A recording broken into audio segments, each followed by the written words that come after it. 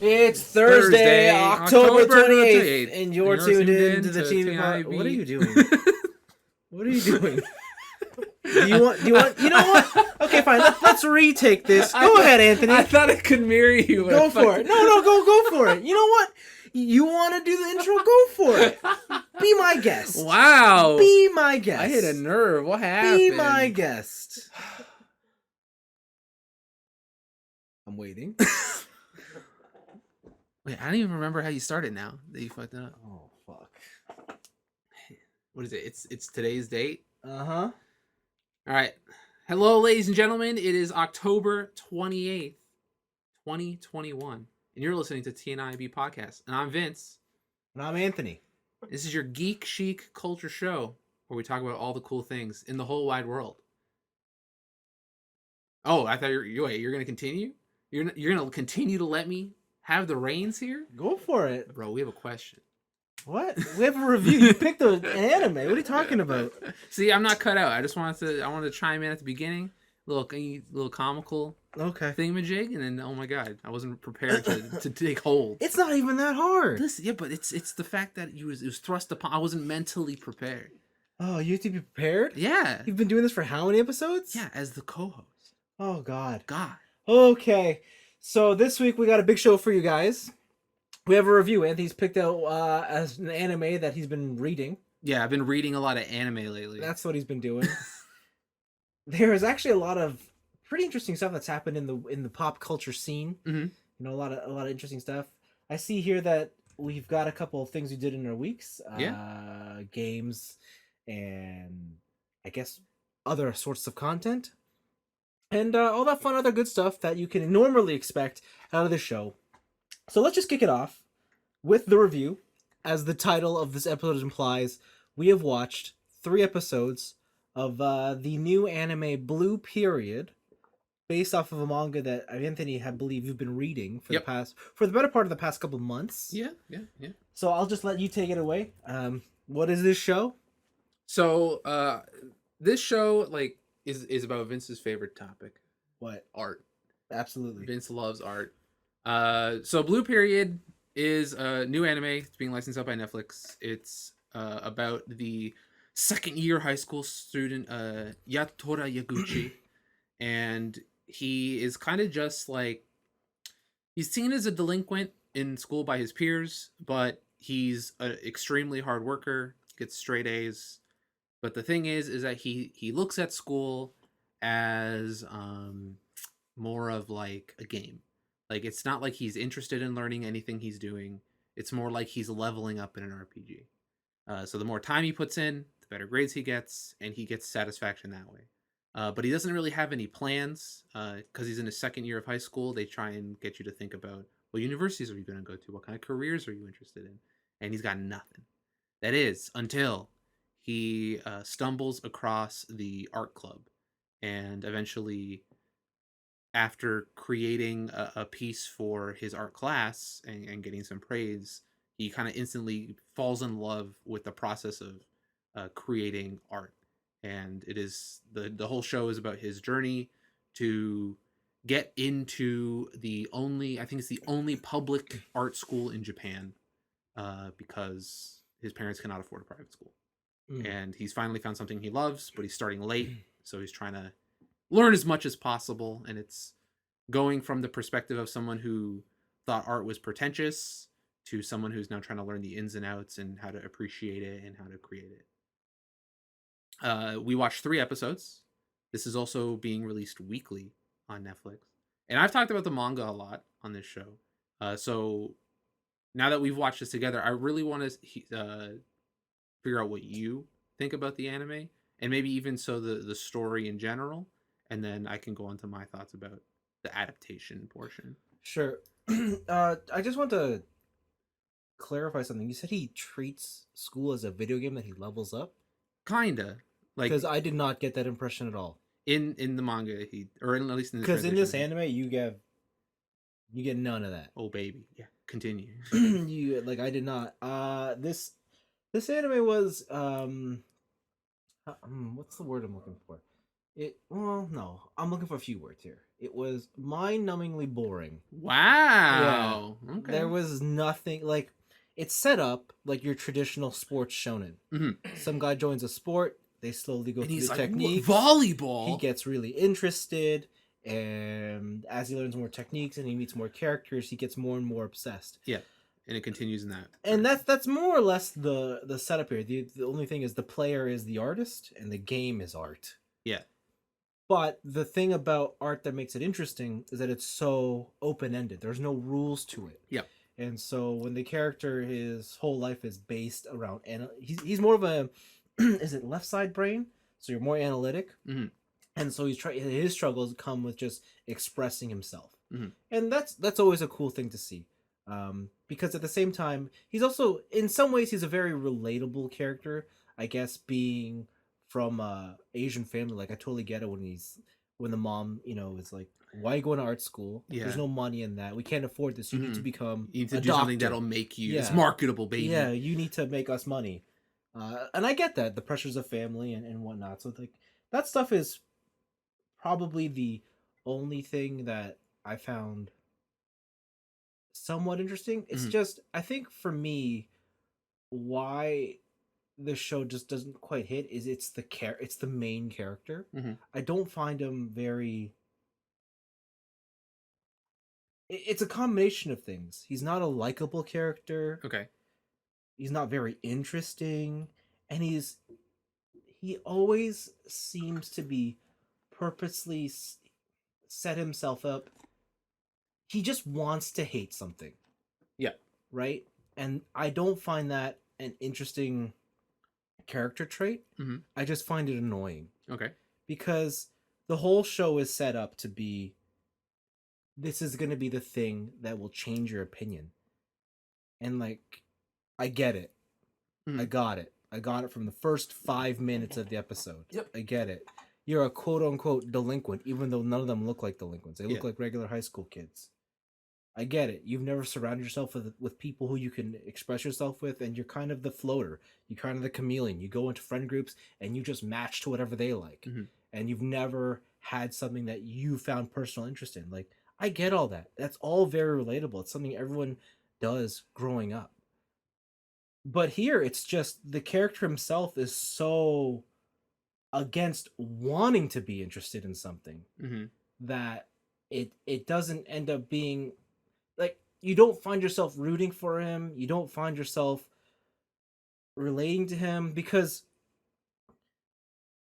I get having that kind of mindset, but at the same time it's hard.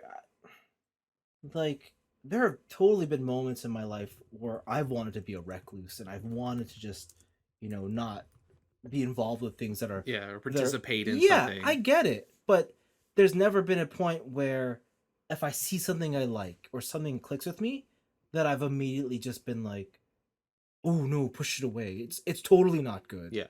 And I think that's what makes this character unlikable, and I don't care for it.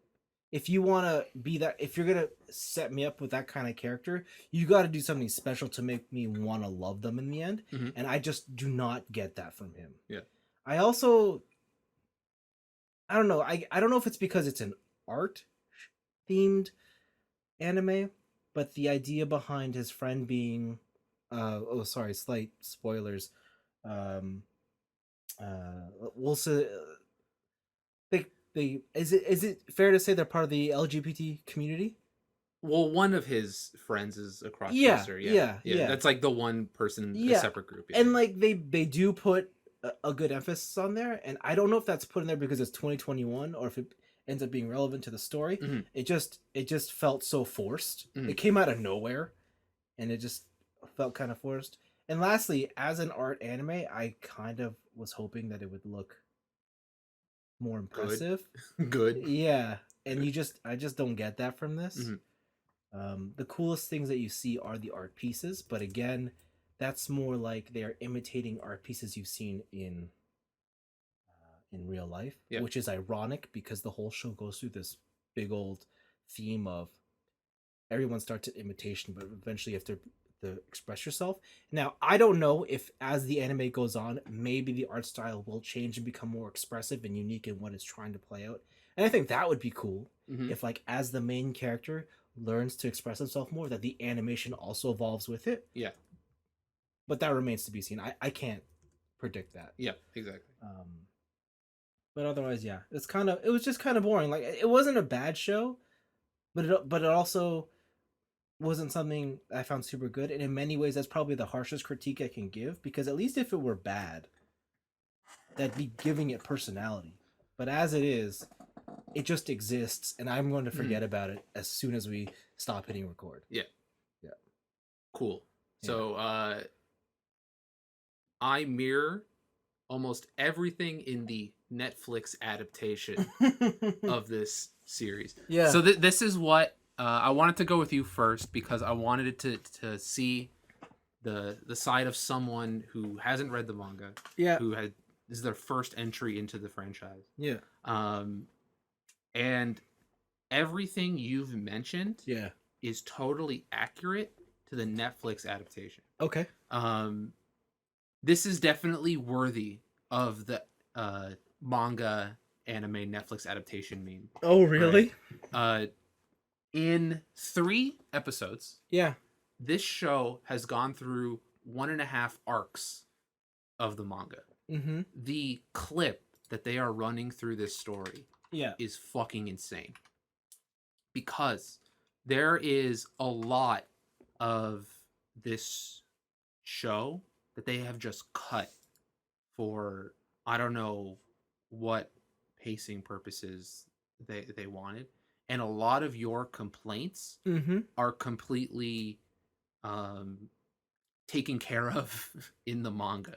So when I was watching this show, I was thinking of it as like, okay, like they skipped to this section of Yaritora's I guess thought process of art, but they didn't show you the in between, which the comic actually shows you to give you that empathy, to give you that thought process. That whole thing of like, yeah, he hates these things, right? Yeah. And it's like the high schooler that hates stuff or Yeah. whatever. Like that plays out so much better, because there's a lot of downtime in the manga. In this anime, it is event to event to event to event to event, and they skip all of the reflection portions of the story. Yeah. His whole summer break thing, where he takes the summer break class with his art teacher, that's like a 10 to 15 chapter spread. Oh, really? Of him learning composition. Like they keep mentioning composition in the last episode. Yeah. In the manga, they tell you what composition is. They guide you through, like, if you didn't know art, they give you the ground rules of like how you would look at a piece for composition, how you can fuck with composition to create a more livelier set. Right. In this, they just go change your composition and then do a little cutesy thing and then move on to the piece, and you don't really know what he's learned in the in between. What else did you say? For the art, right? I'm trying to find the Shibuya. Was that the one? There is the art in the manga is fantastic. So in the first episode, you get like that jumping scene where the one character Ryuji is on the way to art class, and you kind of get this like really elegant leap over one of the friends who's just chilling in the hallway. Yes. And that scene looks like dog shit. And in the anime or in the manga, it's in like such greater detail, and like the composition that they use is much more, I guess, abstract than you would see in the anime, because over there it was just like a strict motion, but here you have like the person taking the foreground, but there's obviously a cut between 2 different sceneries, and they play around with manga panels a lot more. That scene you just showed me, that seems very what was I gonna say? That seems very Western. Like they do that a lot in comic books. Yeah, right. And so like that's like one panel in an all Eastern book, so it's like really jarring. Yeah. Right. And in the manga, they play around like there's like a meta narrative going on. The Facebook narrative? Yeah, the Facebook narrative. Wow. there's like a meta narrative going on where the art that they show within the manga is also the stuff that you're reading about the character learning, and they implement it subtly into the pages, Right. and stuff like that. Right. And especially with the real art pieces that you mentioned before, where when you look at the real art pieces, it's really weird, but in the actual manga, like it's again, it's more jarring because there's a lot more detail in the backgrounds. So when you see this, kind of like it pops off the page almost, because it's a real life style. And I couldn't be more disappointed with this adaptation.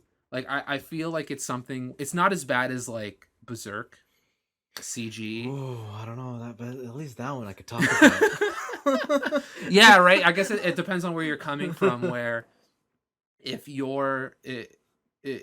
want to like talk about how bad it is, like Berserk. The thing with Berserk is its only negative is it looks bad. It looks like dog shit. Yeah, yeah. But I can't really critique its other aspects, right? But with this, they have taken such liberties with the pacing of this story. I just feel terrible for the creator. Again, the scene where he's looking out the window. There's a lot of scenes in the first 2 episodes where they're trying to represent him imagining the space in his mind. So he's like floating around different spaces. Yeah. And they do it so badly. Whereas they do it so greatly. Whereas in the manga, they take these very surreal images and they have like super great details of the roofs, like while he's looking at his window. Yeah. And they implement him into the scene like very surreally. And I don't know if I've seen a show completely absolutely demolish the source material like this. Because this manga is still like, it's on my list for Late to the Party Award. Like it's number 1. Okay. But to watch this anime just completely destroy almost everything I had enjoyed about the manga it's heartbreaking. Fuck, like it's bruh. Well, you know what they say, Anthony? What? You draw it. You can still critique it. You can still critique. I don't have to make a video game to critique it. Okay.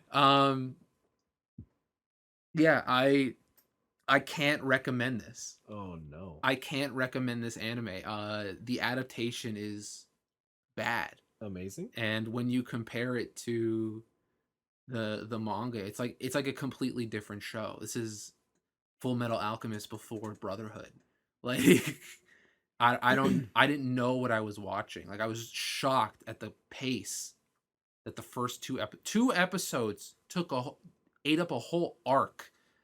I'm like, how do you do that? That's insane. You just do it. Like unless they're aiming for like the end of episode 12, that they're going to get to the end of the high school arc and get into the college arc. Yeah. Which I think is a mistake. Yeah.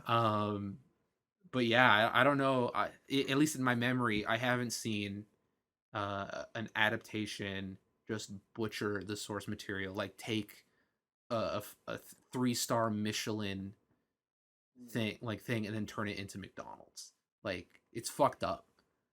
It's just fucked up. I'm so shocked. I can go for McDonald's. We could get free fries. Raptors scored a bunch of 3-pointers. Oh, are those back? Yeah. Oh, got some today. Okay. No, I shouldn't. But should you? No. All right.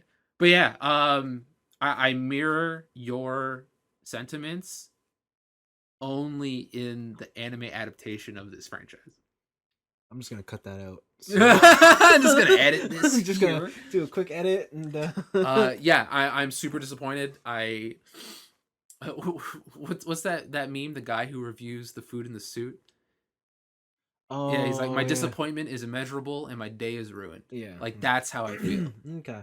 It's fucked up. Yeah, it's fucked up. Yeah. I really was hoping that this would get a much better adaptation, but I guess when I saw the Netflix logo, I should have had lower expectations. Well, hold on. We can't always blame Netflix. I can every single time I can. Because first of all, the people who made this wasn't Netflix. Yeah, it wasn't. It was Studio 7 Arcs, and I've been looking up a couple of their past works. Okay. And all I've seen is like a shitty anime called Dog Days. And I've heard I've heard of Dog Days a lot, and Yeah. it's not good. They also have this Maho Shoujo lyrical Nanoha. Oh, they made lyrical Nanoha? Bro, that show's dog shit. So how are they still in? Yeah, like they made Nanoha, so it's like at the same time, it's. I guess I can't be too upset at what I just witnessed. Yeah, you can. Yeah, you can. So, yeah. Tonikaku kawaii. Wow, I can't believe they made. I haven't heard Nanoha in like a decade. Wow, that's when they were. That's you know who loves Nanoha? Not me. Christian. Oh, I know. And you know why? Because it's so bad. Because actually, anytime they do a fight in Nanoha, it looks sick. Like it's like magical circles and laser beams and shit like that. Everything else looks like dog shit and is dog shit. Okay. Wow. Okay. Yeah. I didn't realize they set them up to fail. That's fucked up. That's fucked up. You know, sometimes it be like that. You know, we can't choose.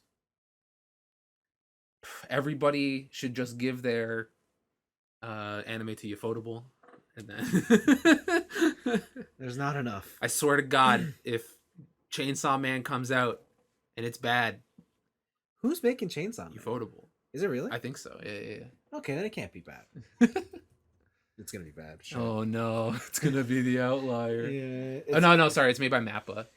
Oh, Mappa does some. They're pretty solid. Yeah, Mappa's pretty solid. Mappa's on like that. Devilman Crybaby guys doing all the music. Like they got some hard hitters. Okay, I'm sure that's gonna be a good show. Bruh, I can't take 2 hits in a row. I can't do it.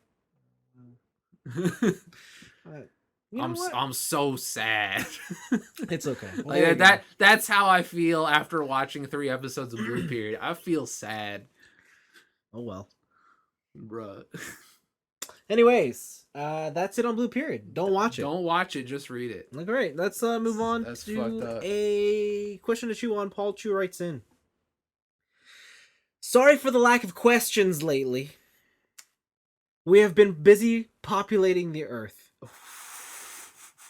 What, Paul? What now, Paul? Is that what did he really write that? Are you breeding? Is that for real? For real? On God, for real? No cap? No, I know Paul and his wife just had a baby. Ooh. So congratulations.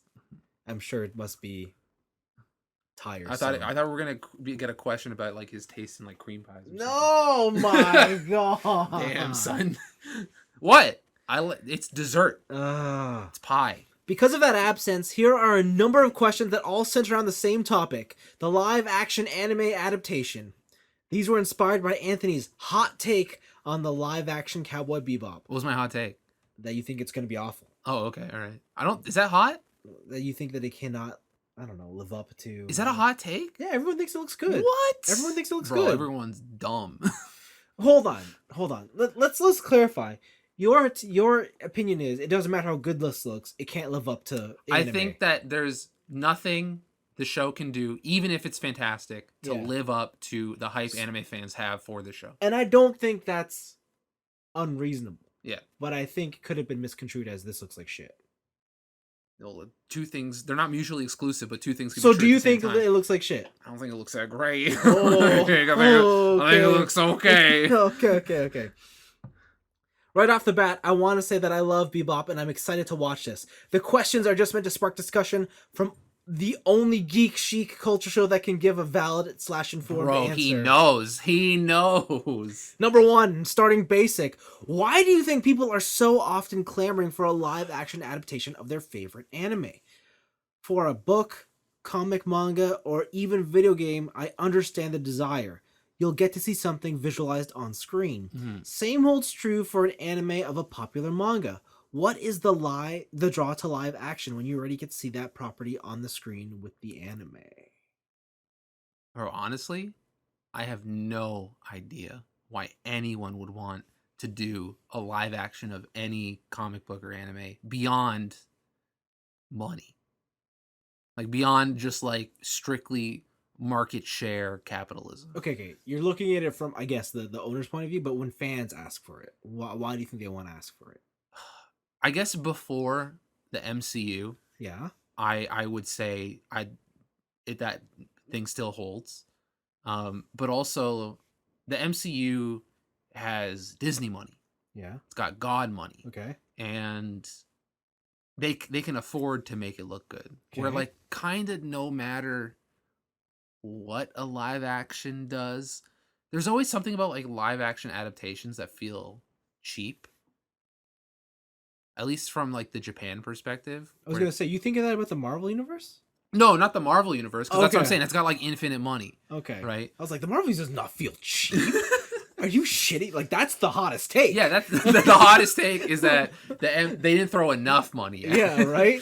No. There's something about like live action shows coming out of Japan that look like a bunch of like amateur cosplayers put on a stage play. You're right. Ones that come directly from Japan, absolutely. Yeah, and I don't get why Japan loves that so much, because like live action stuff does good there.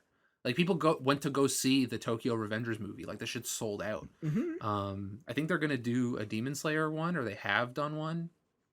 I think the only exception to this is the Great Teacher Onizuka live action, which I think is fantastic.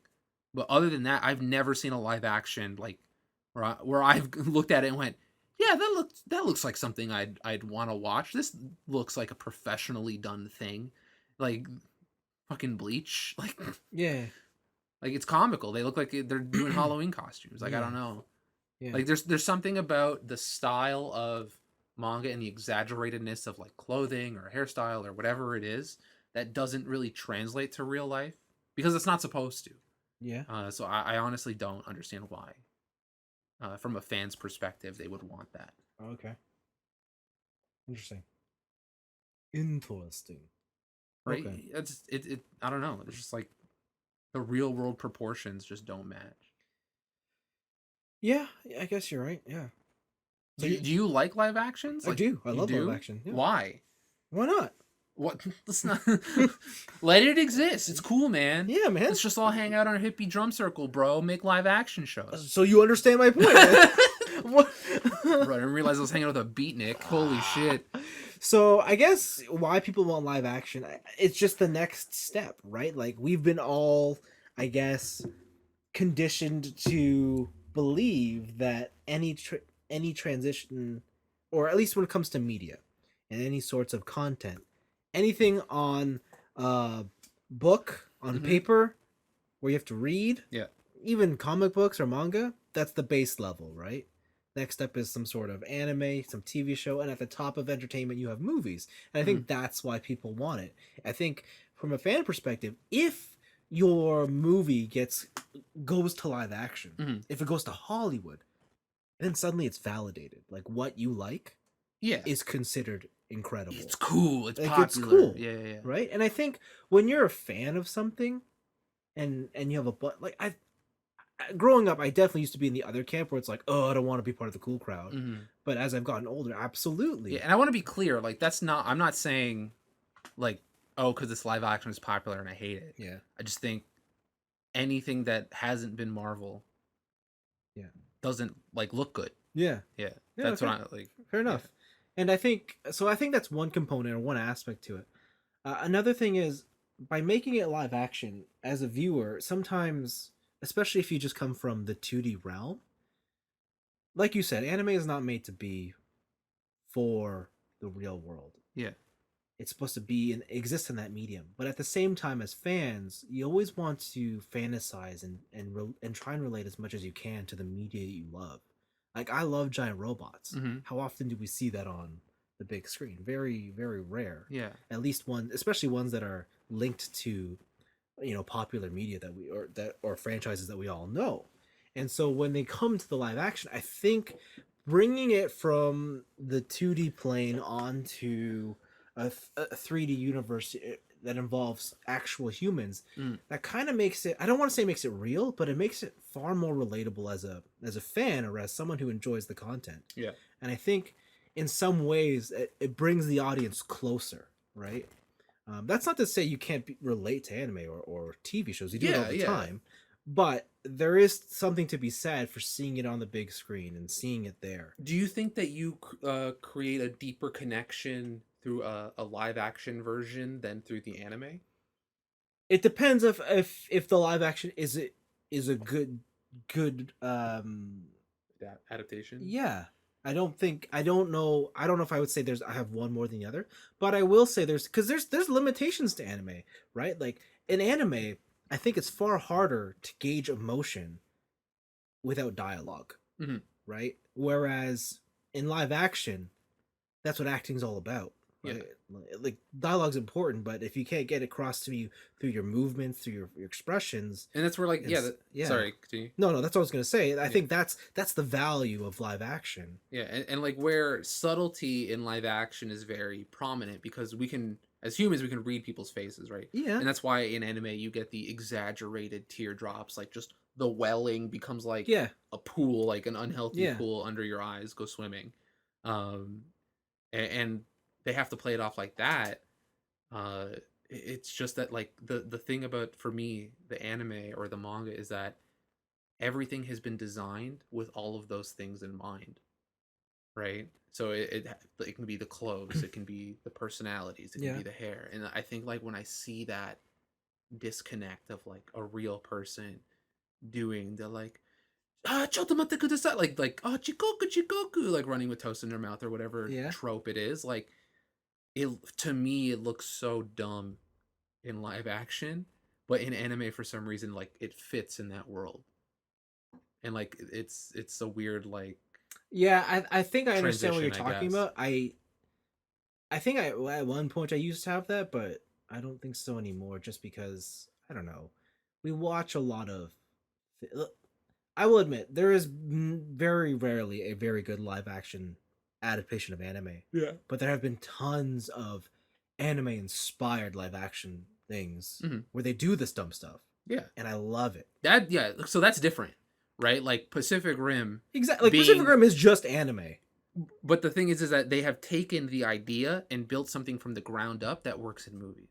But so what I want to know is why can't we do that with anime, right? Like why can't this Cowboy Bebop do Yeah. that? Maybe it can, right? Maybe it can, but they've taken a lot of the stylings from the show that are exaggerated, like Spike's suit looks like dog shit in real life. Like if you had a big ass collar, it's like okay, you're the dude from Boogie Nights, Mm-hmm. right? You're just um.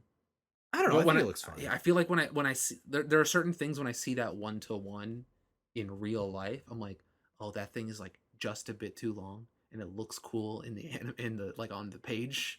But when I see it in real life, it Mm, looks a little bit weird I because don't I know. think I'm referencing the real world when I do that. I don't know because Marvel does it. Like all those costumes are ridiculous.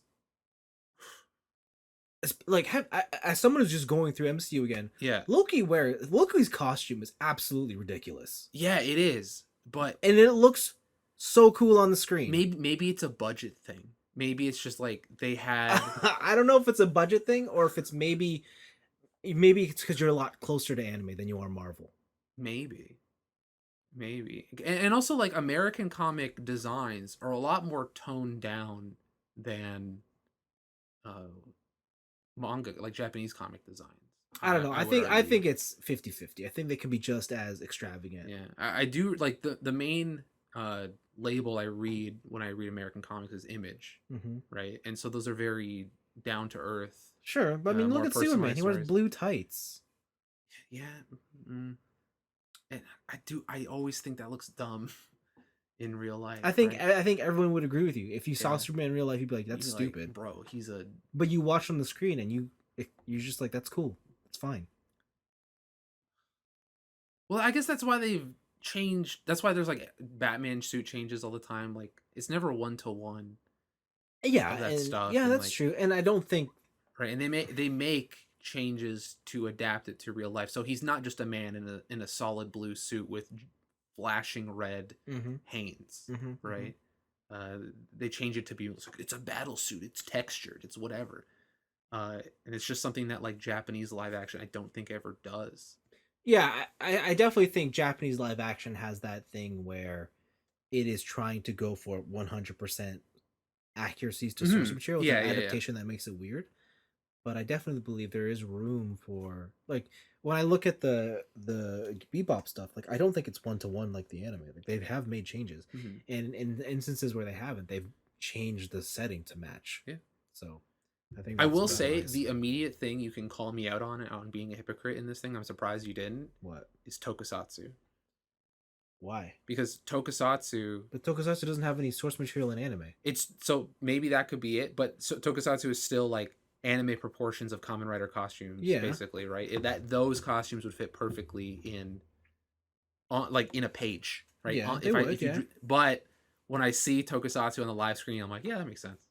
Right? But maybe it's also the context of like it's a children's show, so you kind of got to go buck wild, or because I grew up with Power Rangers, this is normal and stuff like that. So I think there's a lot of factors going into it, I guess. But maybe. yeah, there's like I don't know, just live action stuff. I would never in a million years ask for live action. I guess. Really? Yeah, You don't want live action Galgagar? not really. I do. Why? Why not? God damn it! We come back to the beginning. Why not? Circle back. Why not just do it? Let's do it. All right, your second question. What do you think will be Netflix's measure of success with the Bebop adaptation? Leaving the obvious stream count metric out of it, do you think the goal is to please the existing Bebop fans? If so, isn't there a huge risk in trying to adapt something so stylish and fantastical?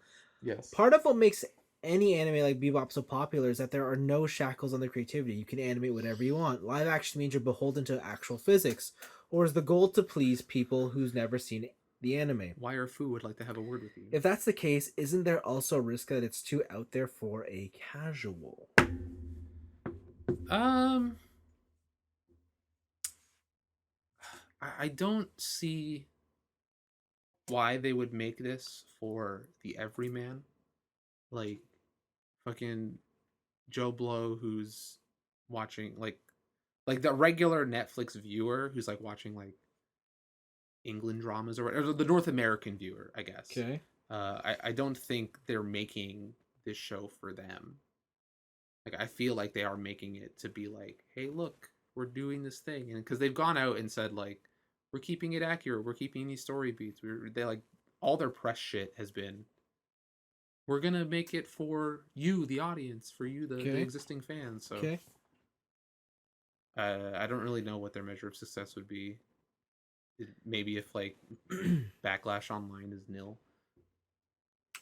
Yeah, I don't know. I think the only metric success they can have is the metric Yeah, one. is the one you told us not. Yeah, Yeah, yeah, yeah. and like at the end of the day, that's what matters to Netflix is this making them money? And that's like it's so apparent recently with both Squid Games and the new Dave Mm-hmm. Chappelle special, Mm-hmm. where even with an employee walkout for the latter, the president is just like, yeah, no, we're still gonna let Dave do his thing. We're gonna do whatever, right? And even though there is online backlash, uh, it's like it was one of the best performing stand-up comedy specials they've ever had, period, or something, I think in part that has to do with the backlash, right? right? And So so I think in this case specifically, Netflix isn't really thinking it from artistic standpoint. They're just like, we're the dollars, baby, right? And if that gives you more artistic content, like if it happens to work out that way, that's fantastic. But yeah, I do really think it is just the one that you asked us to leave out. I really do think it is just yeah. numbers. Yeah, I guess yeah, aside from the metrics, I think the only success for Netflix is word of mouth. Like, what is the general perception of this show? Yeah, Like, when you walk up to anybody on the street and say, "Have you seen Cowboy Bebop? What do you think?" I think their metric success there is, "Did you like it?" Yes. yeah, I think I can see it have that. to boil down to its simplest form. As far as like making it for the casual, I don't know if we can continue to, I guess, differentiate between like these kinds of groups of people. Like, who's a casual, who's a normie, who's a turbo weeb, Mm-hmm. who's whatever. At the end of the day, people, we all still watch the same shit.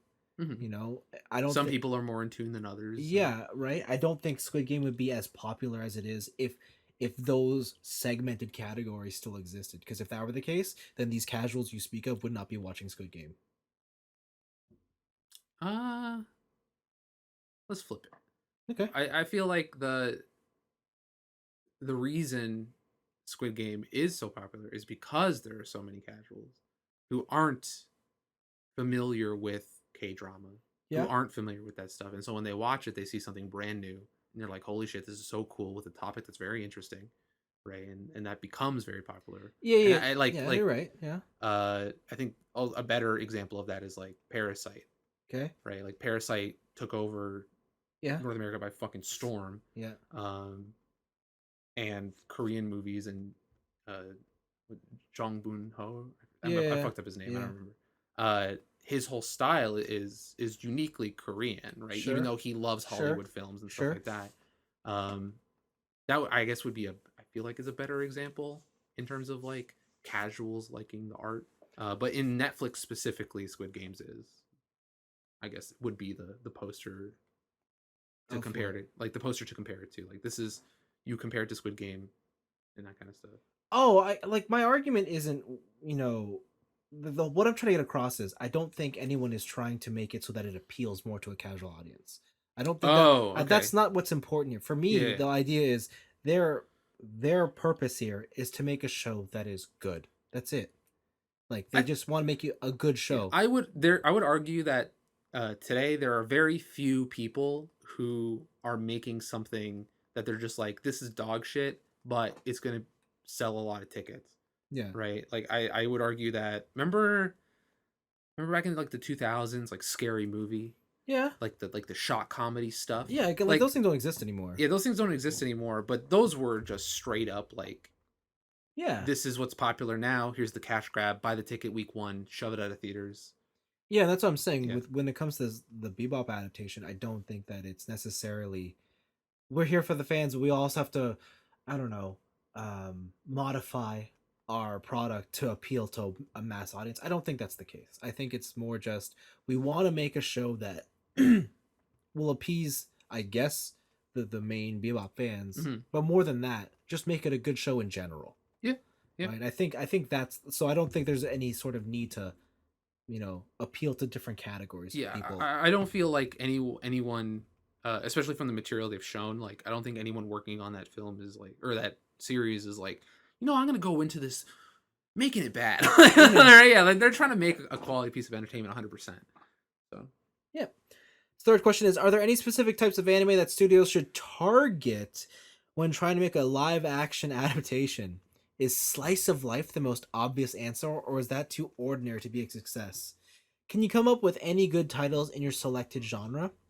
Are there any that you think would be good even in a different genre? If Vince picks Monthly Girls no Zaki-kun, who would you cast in the roles? just who are all the CW stars right now? Live is slice of life the most obvious answer to a live action? So any other anime or manga categories or genres? I think you can adapt almost anything. Yeah. It's obviously some things are be harder than others. Like, how am I gonna adapt Gundam Unicorn into a live action, right? Yeah. Whereas even within the same genre, I'd be like Gundam the Origin as a live action. There's a lot of politicking in that show, right? And there's not a lot of focus on space robots. It's almost a secondary. I think it has to go. It doesn't really have to do with the genre necessarily. It has to do with I guess, how eccentric the show is at that point in time.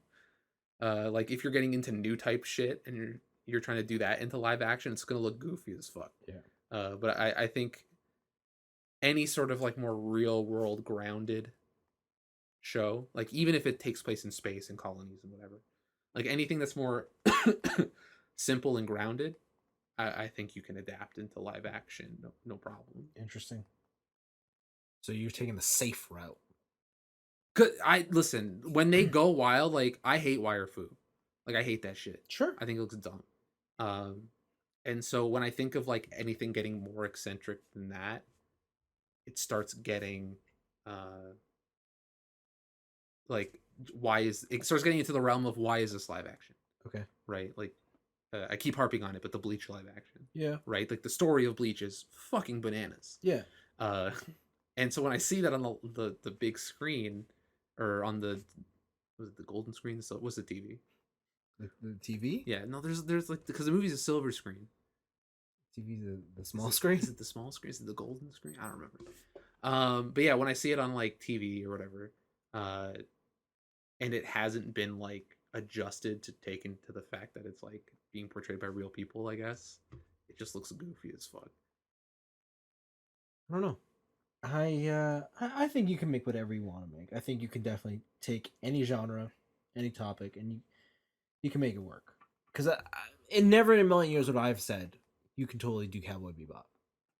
It's still yet to be seen. You're right. It's yet to be seen, and we'll talk about the trailers shortly. But like, for all intents and purposes, it doesn't look like, whether it's good or bad is not the issue I'm going to bring up. Yeah, it looks normal. Is what I'm trying to say. It doesn't look weird. Yeah. Right. So Yeah. I think you can. Slice of life, I think, is actually the one I would not do. Ooh. Especially now, because at the end of the day, slice of life is just a comedy without a laugh track. That's the same genre. So, like, eat your heart out. Like, if you watch Friends, and you're like, oh, I hate the laugh track. That's just slice of life. That's straight up what it is. Like, I hate to break it to you, but that's exactly what it is. But those shows right around the laugh track, like, they take that in consideration when writing those shows.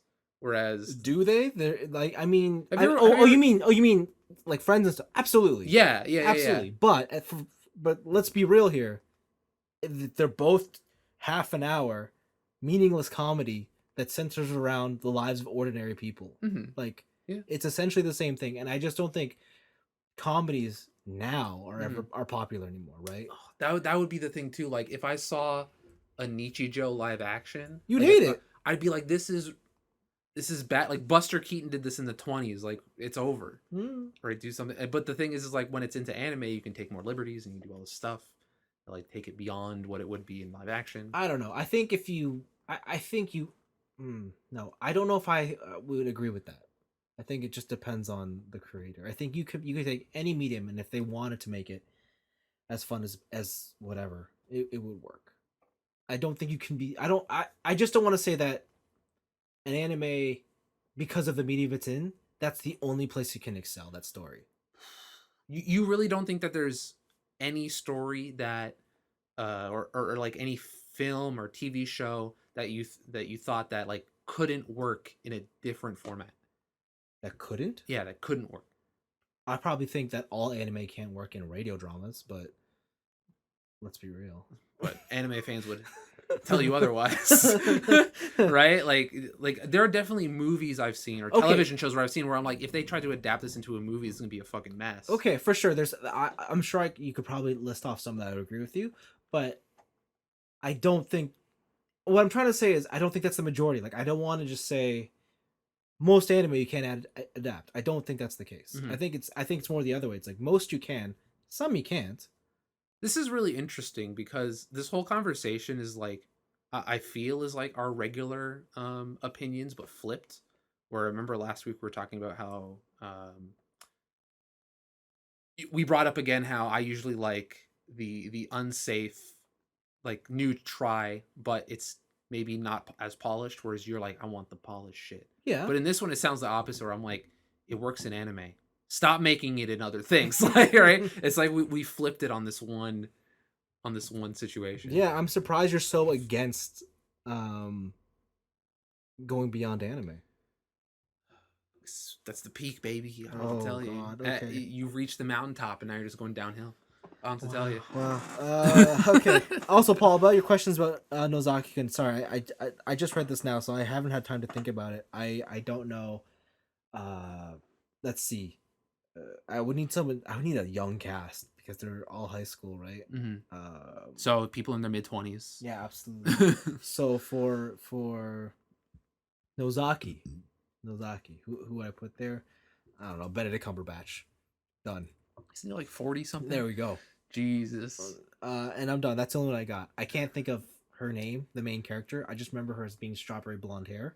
Yeah. I don't know who I'd put in that role.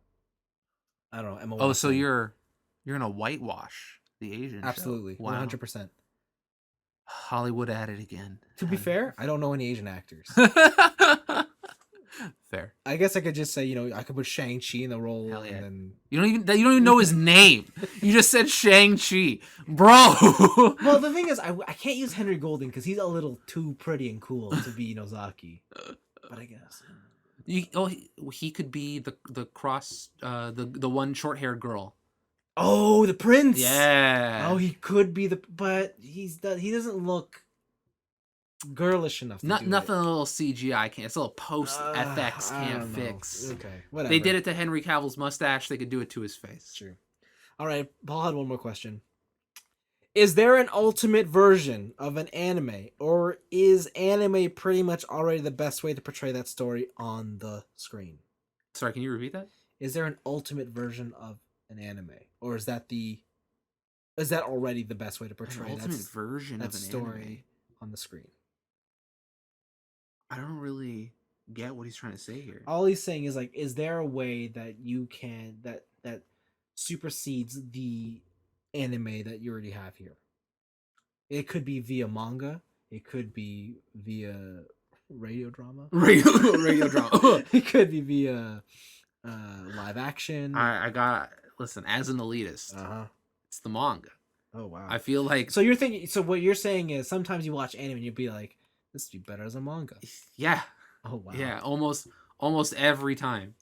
Okay. Right? But there are certain man, have you read I have not. the Gurren Lagann manga? No. Bro. I've listened to the radio dramas. Have you really? Yes. Bro. Let me tell you. That shit should stay as an anime. I think that's how all of those series are, though. Half the appeal is Wow, are you dying? Yeah, I don't know. So I got some dust in my nostril. But no, then you all got the vid. I don't have to tell you.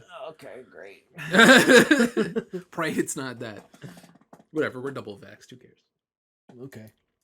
But yeah, I think I'm in the elitist camp where motherfucker 9 times out of 10 the source material is the best material. Oh god, okay.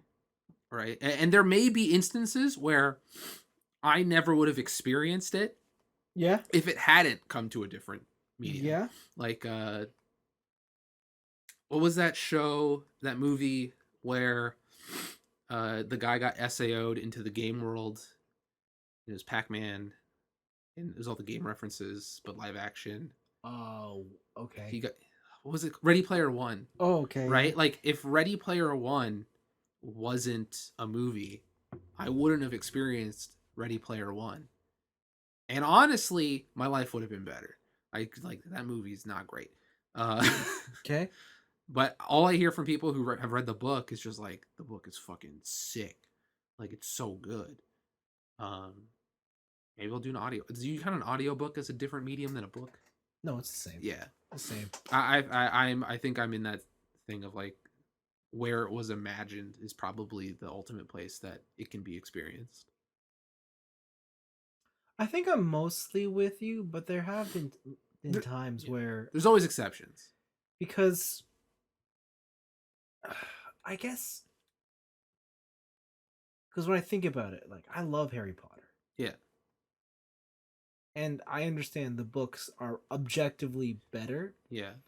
But that's more down to the fact that books allow for more content to be, I guess, published. Yeah, unless you want every movie to be 4 hours. Yeah. But if I had to break it down, did I prefer watching this movie or reading that book? Sometimes it's hard for me to decide because I don't think I would have loved Harry Potter as much as I do if it weren't for the movies. Even though I read all the books prior. Yeah. I don't know if I would love it as much. So that's where...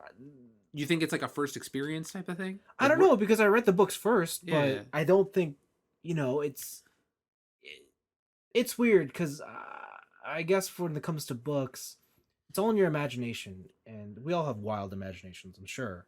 That's kind of one of the cheaty things about books too, right? Is you can love the book adaptation, but the thing is you have imagined in your head a certain what way. Is the ultimate way for you to imagine it. Yeah. And then when someone makes their vision of Yeah. it doesn't match yours, and then you're gonna have problems. Yeah, but just the way that they've all played out, like it was awesome.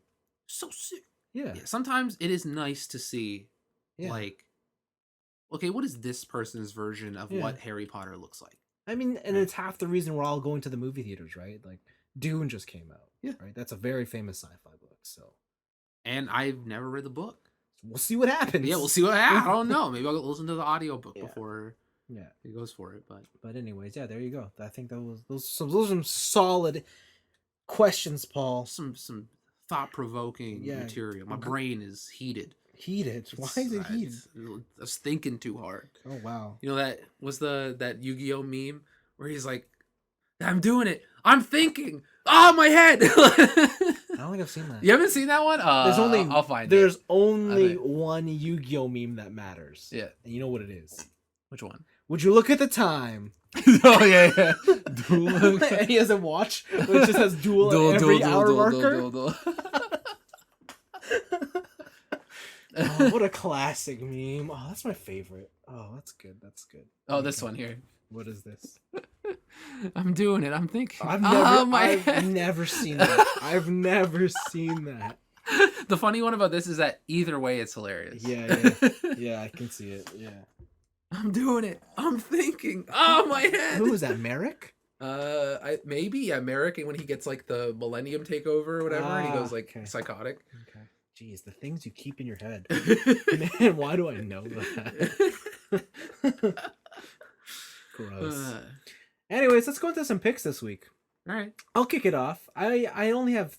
you know what? We'll continue the conversation. The Cowboy Bebop Netflix trailer came out. Yeah. This gives us our first real look at the series. Of like outside just the character design. Yeah, it shows everything. I've gone on record to state that I respect Bebop more than I like it. Yes. I think it's something that most anime fans should watch, but I think it's okay if you're like, I don't get it. Yeah. Or it's subjective, bro.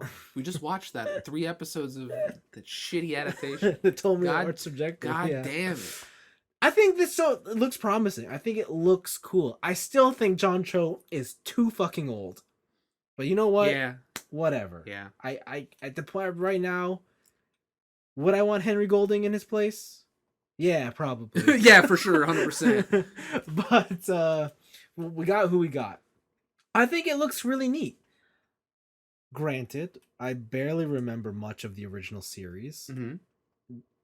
And so I don't know if my comparison or even if my opinion amounts to much. So, but yeah, I think they clearly spent a lot of money here because they went wild with the settings. Oh, yeah. The set is crazy. Yeah, like when you first see the costumes in that teaser, you're like, oh wow, they're really going for it. Then you see the sets, and then you see the sets, you're like, oh baby, oh, they went for it. Yeah. Yeah, and nothing, like everything kind of looks like a good adaptation, we'll say, or a good transition to the real world. Yeah, from 2D to 3D. That's what I would say. But yeah, I just hope it's good. I don't know what else. I mean, they carried the original soundtrack, so. Well, it's just the theme song. I'm sure. I don't know if the rest of the seatbelts stuff is in there. You think they won't have anything? I'd be very surprised if they didn't. Okay. I'm sure they'll have some sort of orchestral mixes. Some different arranges. Pretty much. Disgusting. A new arrangement. Disgusting. I don't know what that means. You're just saying words. It's literally you arrange the song differently. Why though? Exactly. That's why you have 17 million Final Fantasy CDs. That's me. Yeah, Final Fantasy music. Are you still unsold on this series? I'm after seeing the set and how they just went like fucking whole hog into this. I'm like, you know what? Okay, I'll watch it. I'll give it a chance. You'll watch I'll give it a chance. You guys are trying your best. Oh, okay. Okay. Cool. Okay, so November 19th. Yeah, it's coming up soon. In early December, we have the new Halo Infinite, and they showed off a trailer for their campaign, and it's looking like Halo Infinite is open world. Bro, I got mad Destiny vibes from this shit. I did too. I understand why. I get it. Like, you have a ship, you're going around, you're going just flying, yeah, and then you're just kind of walking into And I bet it's going to be like encampments. Okay, yeah. what instance do I want to go? Which open world instance do I want to be at? Absolutely, yeah. And then there's the skill tree that popped up, which was wild to see. Oh my god. Master Chief He's going to level up. He's got that advanced warfare sidestep. He's going to get the morph ball. Yeah, so the grappling hook is insane. It's even better in multiplayer, guys. He's got like the Doom guy side dashes and shit. Like, it's so. I was excited for this game, but I'm so pumped to play Halo.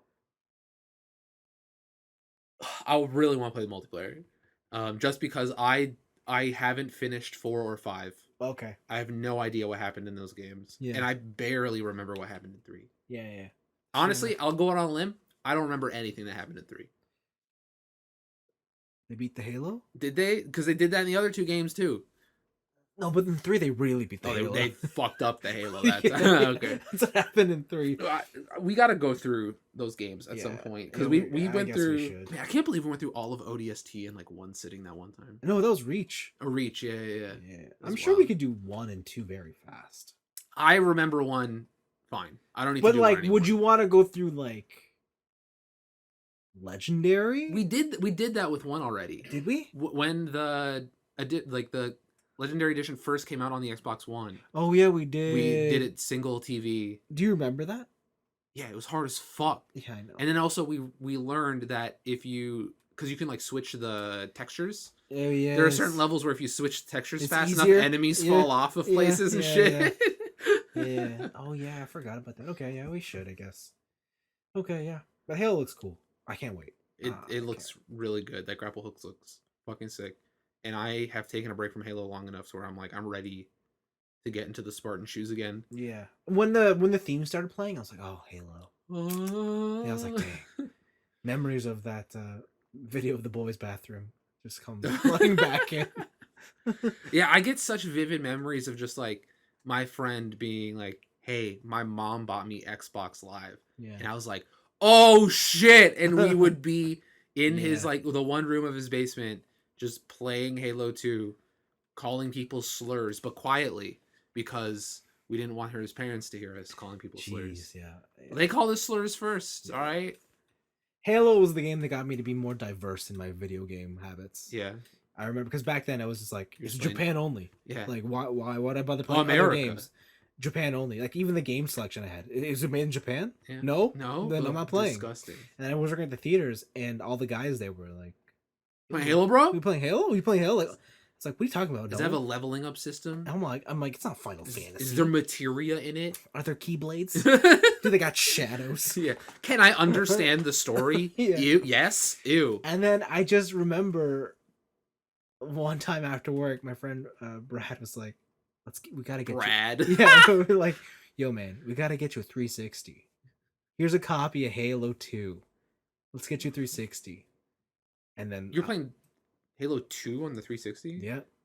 Weird. Because they had servers up, and that was the best way to play. Because you had super fast loading. I was playing that shit on the OG. No, I had that on 360, and you got to use the 360 pad.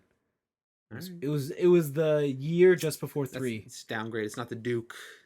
Dude, it's the 360 controller? That's like the best controller. It's not the Duke. I don't know what to tell you. Anyways, yeah, so that's Halo. Last my pick is there was a trailer for Lightyear. As in, I had no idea what I was watching when Buzz this came Lightyear from Toy Story. Yeah. However, this movie, how can I explain it?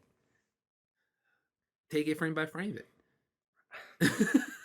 This is the story that the toy in Toy Story is based on.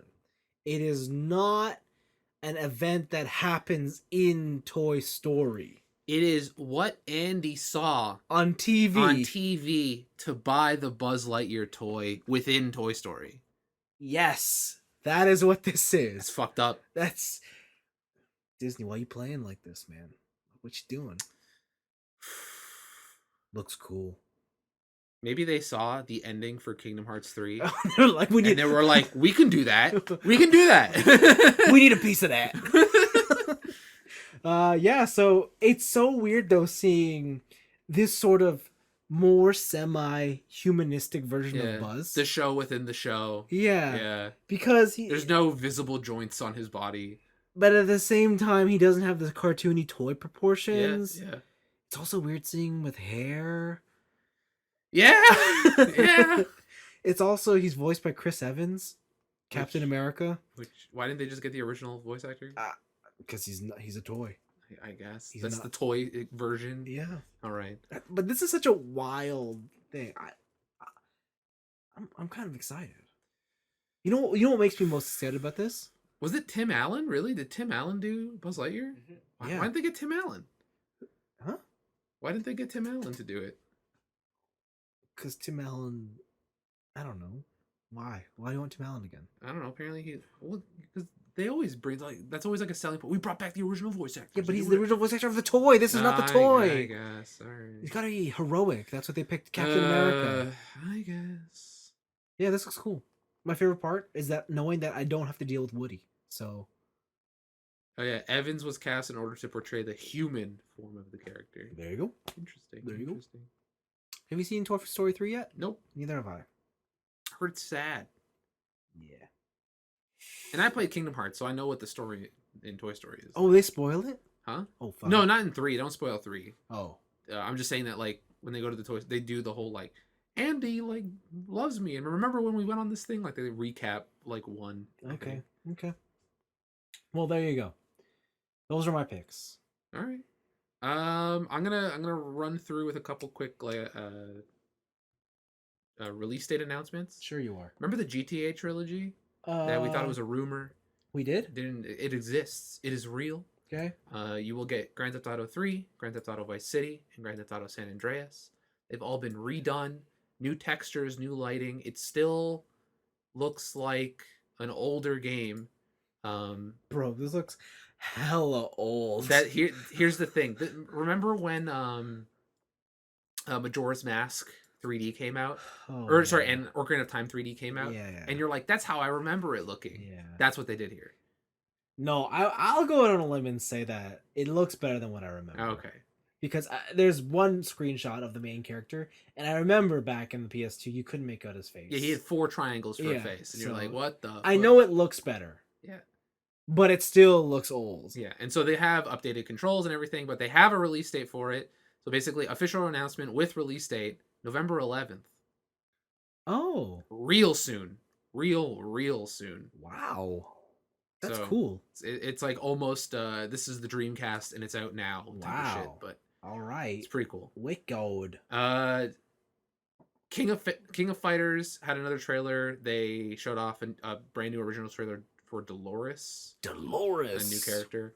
But the main thing here is that there's going to be an open beta on PlayStation, I think PS4, PS5, and it's November 19th to the 22nd. Jeez. Just come out already. It's not coming out to next year. And speaking of things that aren't coming out until next year, Advance Wars Remake got delayed. Yes. Until spring 2022. Sad face. Which kind of sucks. Let's keep going. Bright Memory. The Chinese, Bright Memory Infinite, the Chinese first-person shooter Devil May Cry hybrid. I remember, I think I talked about the mini game or the test game version that they brought out on Steam a while ago. Yeah. On here, and I really loved it. The full game's coming out November 11th, same day as the GTA trilogy, so it's coming out soon. Even sooner than that, Superliminal, the puzzle game I've talked about recently that's all about perspective, is getting a multiplayer update. It's called Superliminal Group Therapy. It's a free multiplayer update coming out November 5th. I have no idea how that game will work in multiplayer.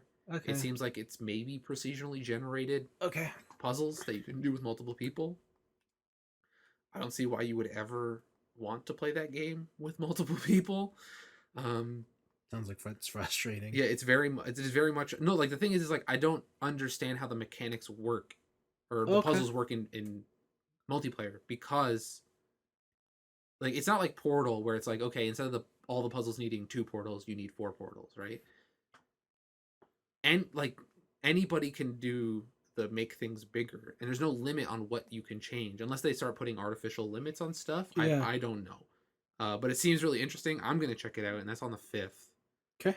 And then the only thing in terms of release dates that I thought was very interesting at the PlayStation State of Play Mm. was there's a new Star Ocean game.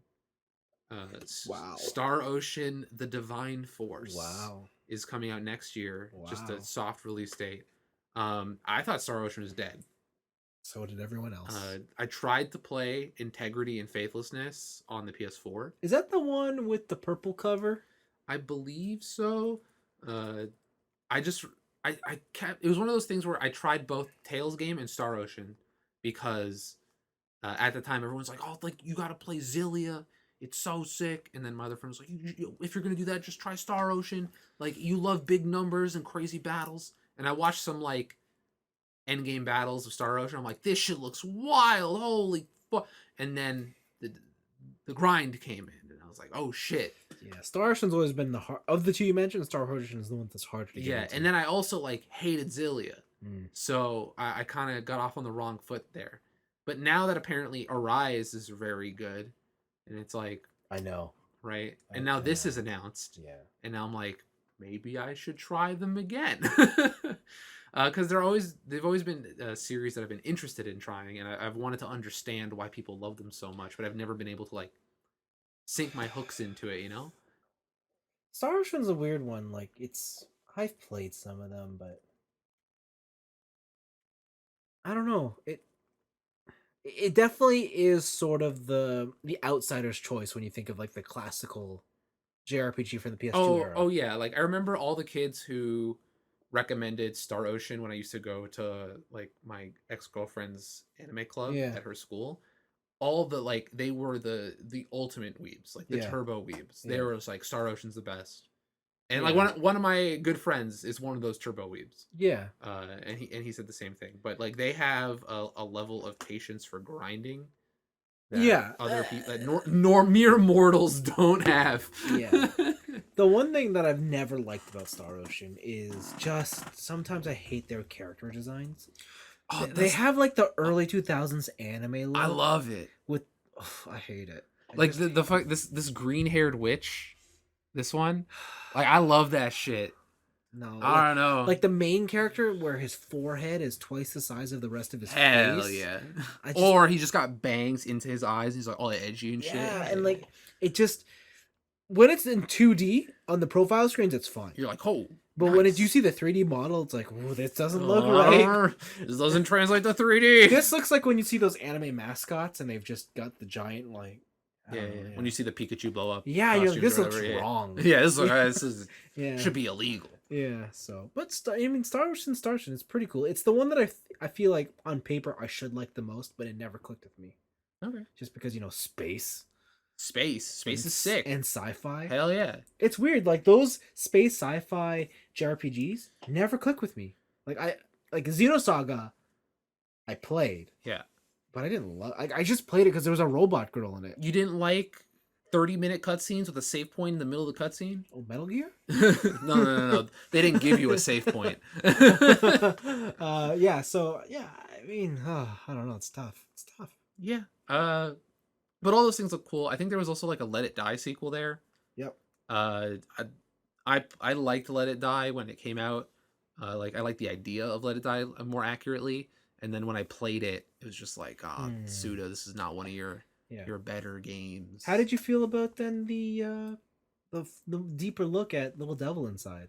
Because I remember when this trailer or this game was first announced, I thought it was pretty cool. It looked cool, but back then it had some like dude who hated his 9 to 5, and then it cut to this adventure portion. Yeah, and so I don't think I got enough of an understanding of what the game is yet. But man, I'm gonna be honest with you. Yeah. When I was going over what was announced at the State of Play, I forgot that this game is that game. Yeah. So I didn't actually watch the trailer. Oh. So I don't know because when it said Little Devil Inside, I guess it's a new thing. Oh. And I just gone from my head. I totally forgot.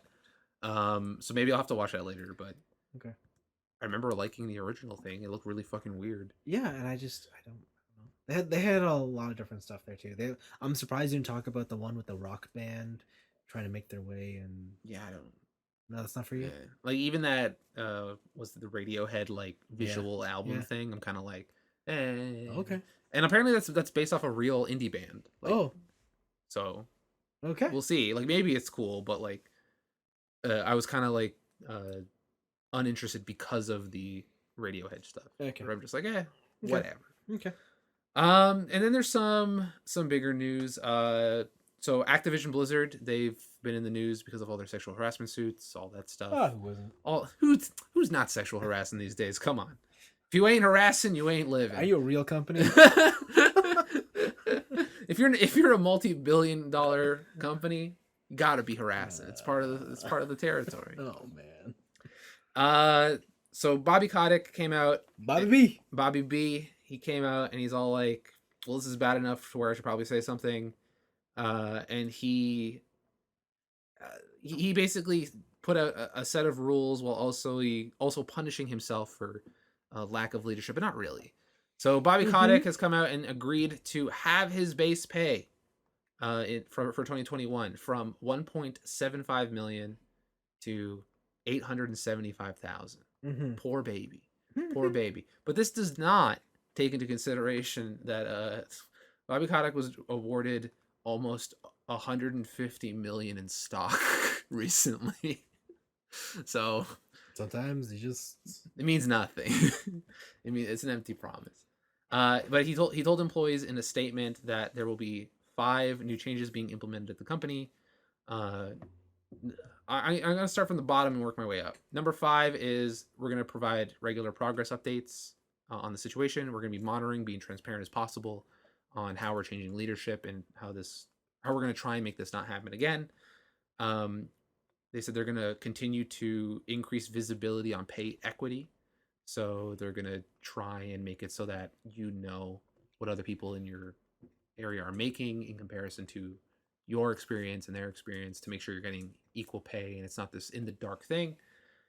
Based on number 3, based on feedback from employees, we are waiving the required arbitration of sexual harassment and discrimination claims. So they are literally opening themselves up to lawsuits in like a good faith tactic, which is insane. People don't know what forced arbitration means. It's whenever you've signed a job contract, there is a section of the contract that says if like you are harassed or if you're injured on the job or whatever, different jobs have different arbitration, but it basically you waive your right to sue the company. And the fact that they're taking that off job applications and job contracts is so nuts. Like I've never heard of anybody doing that. Like unless you're like a nonprofit who's trying to be really nice about it. Number 2 is that they will increase the percentage of women and non-binary people in their workforce by 50% and invest $250,000 to accelerate opportunities for diverse talent. And then number 1 is we are launching a new zero tolerance harassment policy company-wide. And a thing in a announcement that takes this like terrible situation and is trying to make it right. I feel like I have a problem with number 1. What's number 1? The zero tolerance policy. Strictly because it has been proven over and over again that zero tolerance policies don't work. Okay. The big example is in school where zero tolerance bullying results in punishment for the bullied as much as the bully. Where if you decide to defend yourself, you will get the same amount of punishment as the person who instigated, right? And it takes away all context from any situation where it's just like something happened, just nuclear approach, glass the earth. And I've never been a fan of that kind of stuff. But what do you think? Do you think that these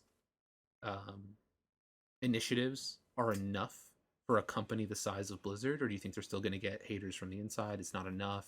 There's always going to be a percentage that's just not going to agree. Yeah. Or then there's always going to be a percentage on the outside who's just never going to believe. Is there anything in here that you think is like shocking? No, it's all about, it's par for the course, I would say. The one, I think number 2 you said was they're going to hire 50% more. They'll increase the percentage of women and non-binary people by 50% and are investing $250,000 to accelerate opportunities for diverse talent. Okay, so they're going to increase what they currently have by 50%. Yes. But what you're saying is if it's 1 out of 10, they're going to hire 1.5. Well, no, it's not that. 2? No, it's like a double, right? No. Well, 50% of 1 is half. Yeah, so when they So they increase it by 50%, so they'll get to 1.5. yeah Okay, yeah. So I mean, like, it reads like a bigger number than it actually is. yeah for Which sure. that But and also like it's like scale, right? Like yeah, they hire so many people that yeah, 50% of 10% might be like yeah. 1,000 people or something, like Yeah, something a big number, that's right? true. But it's one of those points where I still sit on the fence on it because like at the end of the day, I know someone's gonna do the job for me, like exactly what I want. But Hmm. unfortunately, they don't fit the category of minority or women or Hmm. whatever. Does that mean I'm gonna take an employee who's less than the ideal just so I could say that? I guess some people would say you should. I know, and like I guess maybe that's where my morals are maybe not in the best place sometimes. I well, morals are relative. Because it's tough, right? Like especially, man, it's like I know I'm tight on budget, Yeah, right? It's like I know this person can do the job and they're willing to work for a lot less. yeah. Or do I take the person to get my social standing higher, but I at the end of the day lose more money And on it's it? also one of the situations where you can create like hypotheticals, like where I need a person now, Yeah, and I, everybody who's applied to me is yeah, not this category that I'm trying to fill the quota for. yeah. So So do I just go without the employee and suffer? Like yeah, it's like a really like they never really explain in those situations how they're going to do that like yeah. Like that's more my issue. fairly. Like I want them to be able to do this, but I just don't know. Like, yeah, what exactly is the implementation process for that kind of stuff? Yeah. Like, how are you going to ensure that these metrics get met, but you're not compromising the quality of your work? That's not to say that people in minorities situations are not Oh, they capable. definitely can't do the job. No, I'm just saying, what if like, I mean, I guess there's always going to be that kind of aspect. I guess you got to keep. You could always keep rolling it back or peeling back Yeah, the yeah, for curtain. sure. So Like this is a topic that we talked about when I took my business classes in university recently. yeah, It's a very tricky situation, and like it also puts you in a weird predicament because by saying that you're going to increase by 50%, it kind of implies that like so what you have uh, a hiring process in place that like makes you hire these types of people less, which I doubt they do, right? And that's where like is implicit bias really a thing yeah. and I all mean, that yeah, kind of stuff, and you for get into sure. like the weird Hmm. Hmm. ethics behind that. But Yeah, those first two I thought were like very okay. Stop yelling at me. I'm gonna give you what you want. Um, because yeah, I'm totally against zero tolerance policies in any situation. Um, and then, but like the one that blew my mind was just no required arbitration. Like, sue us, baby. Let's go. okay, what about this one? Yo, you can only work here if you're vaxxed. Zero tolerance policy. The thing is like you can make people work remote, No, no. right? Their argument is you can only be part of the company if you're vaxxed. Zero tolerance. Zero tolerance. So, zero tolerance in that situation, there is only one person on the receiving end of that. Hmm. When I was talking about zero tolerance, I compared it to bullying, where there's always two Oh, people okay. I in a see what you're saying. situation, I see what you're right? saying. Yeah, yeah, Yeah, because the thing of when two people go head to head is yeah. like there is always context to whatever happened here, Yes, right? yes, yes. And if that makes me a monster, fucking whatever. But yeah, in the case of like you must be vax, like I feel like that's a company's right to Yeah, do that. Like if a private restaurant wants you to be like you need to be vaxxed to come here, sure. The the wilder thing is like the government tells you you can't participate in society unless you do it, right? And that's mm-hmm. where it's just like that's a little bit weird. Mm. Like I would put it aside, like, and I do put it aside Yeah, for certain amount of time. yeah. And right, and like obviously the longer it goes on, the more I'm just like, all right, fucking figure it out, right? Like, and that's not to say I'm not anti-vax. I'm not saying that all that shit. He's anti-vax. Sorry, listen. I love vaccines so much. I took 4. I doubled back in the line. All right.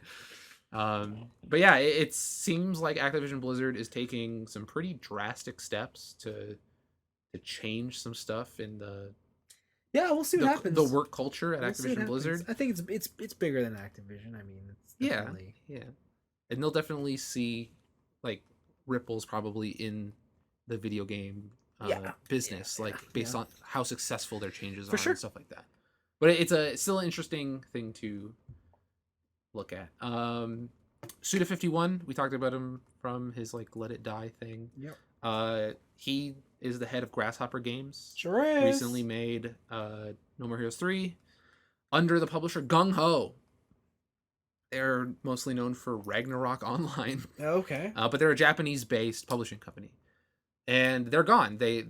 I think, guess their contract is either up or Gung Ho has let them go because they have now been bought. Grasshopper has now been bought by NetEase. I've heard of this. They are a fucking massive Chinese or Hong Kong based. Sorry, I didn't want to slip up there. Hong Kong based. Taiwan, you mean? Yeah. Taiwan number one. Wow.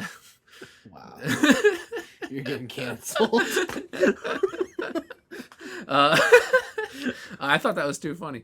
They're a Hong Kong based interactive entertainment limited liability corporation. Where have I seen this logo? So recently they have made Naraka Blade Point. Okay, no, that's not where I saw it. But they're actually get most of their money because they handle the Chinese end of all Blizzard shit. Oh. So World of Warcraft servers, yes, all their backend stuff to comply with Chinese government standards, and stuff like that. They handle all that. So this is a case, I feel, of Chinese companies feeling the burn of, oh shit, China just said people can't play video games. Yeah.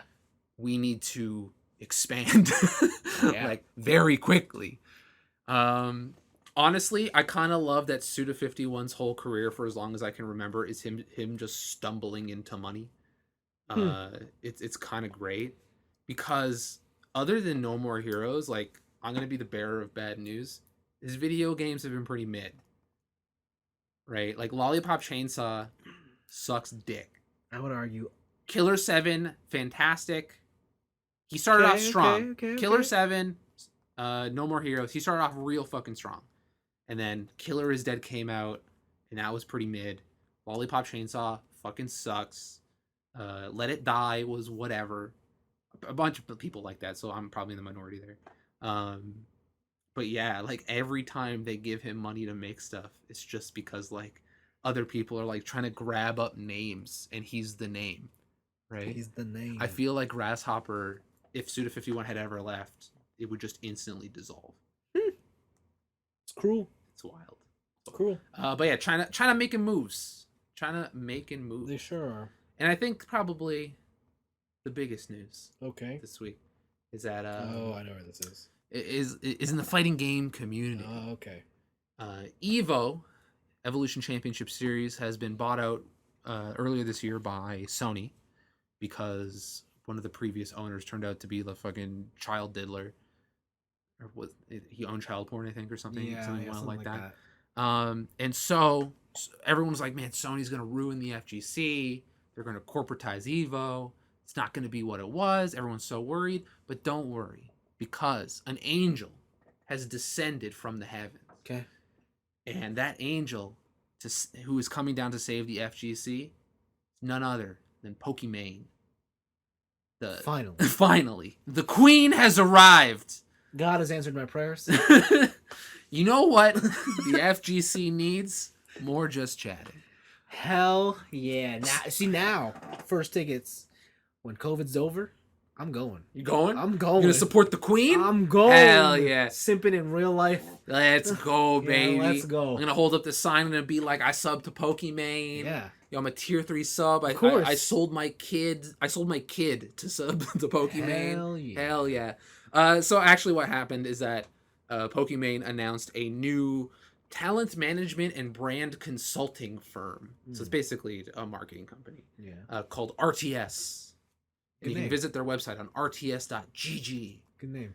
They've been working with a bunch of different companies like PUBG, Epic Games, Riot Games, and Sony, who just so happened to own the Evo Championship Series.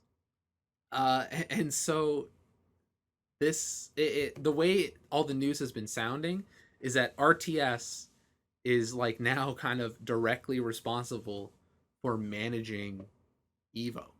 And Sony is like, we own this, but we don't want to run it. You do it. Yeah. And so RTS is the company that is now doing it. It's common practice. They do have some names in the company. So Mark Mann, who everyone knew from Mad Cats, and he's an FGC staple. He's the businessman. So I've heard. He is a part of RTS. Okay.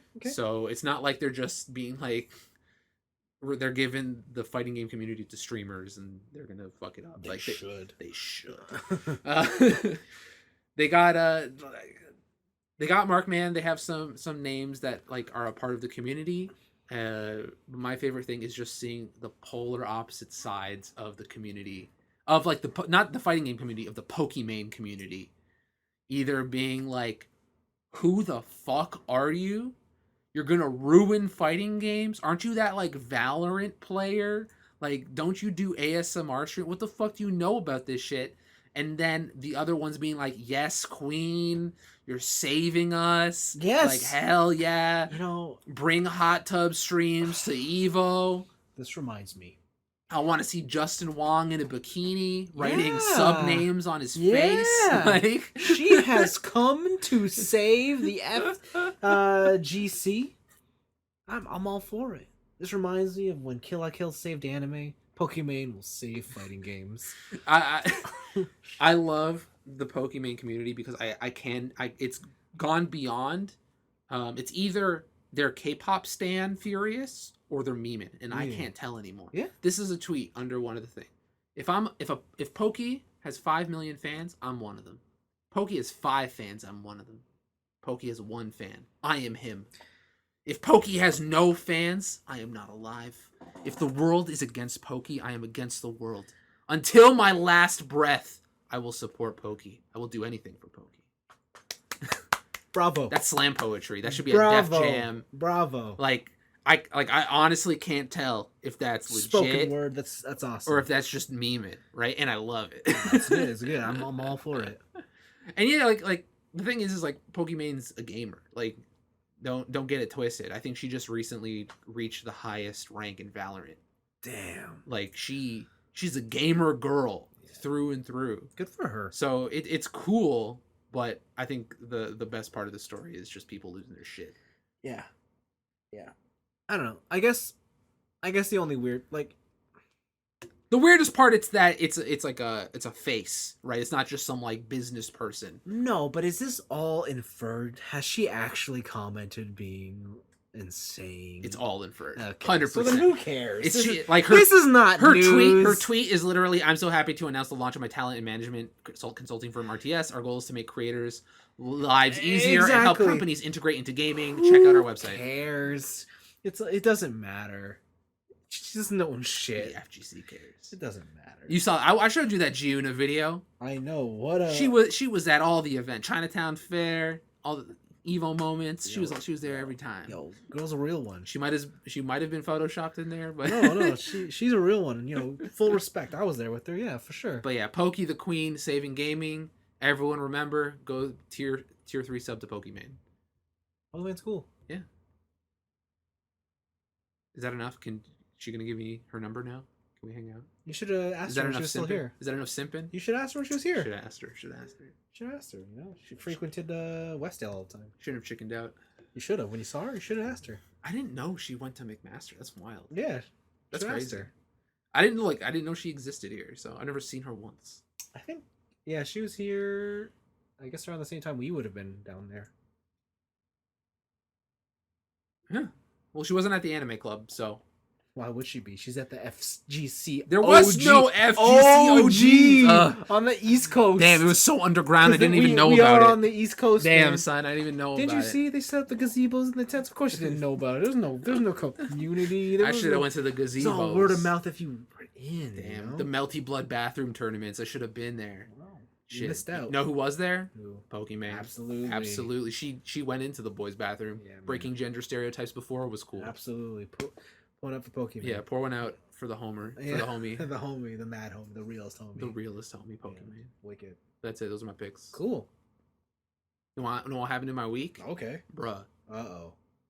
When you open up like that, I know I'm in for some heartbreak. Civ 6. Oh, okay. Still. No, I got some quick stuff. In Civ 6, I'm getting better at the game. Are you? I'm getting better. I'm starting to learn like where to play settlements.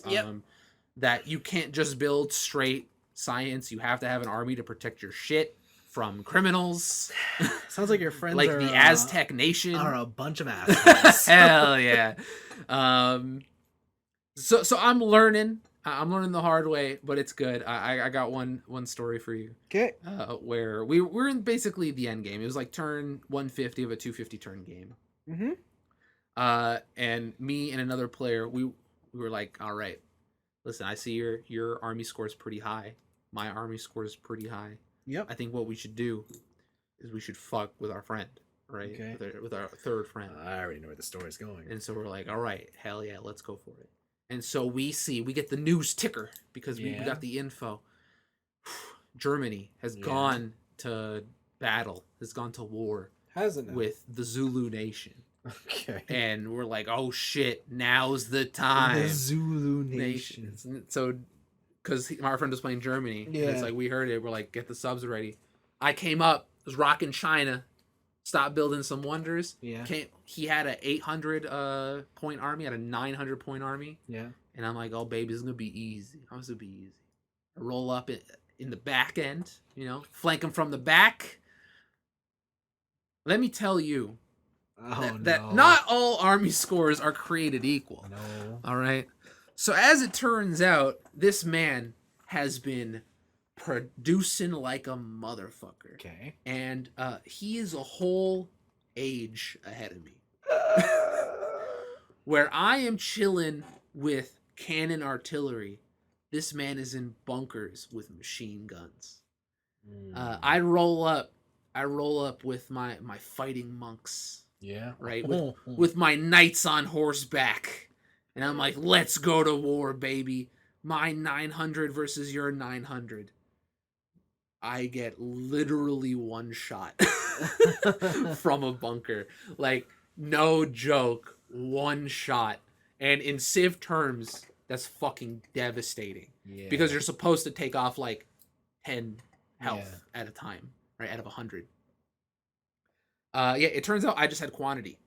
And I did not have quality. Because I had been building all those wonders, I've been getting gifted a fuck ton of units. And you know who doesn't do very well against bullets?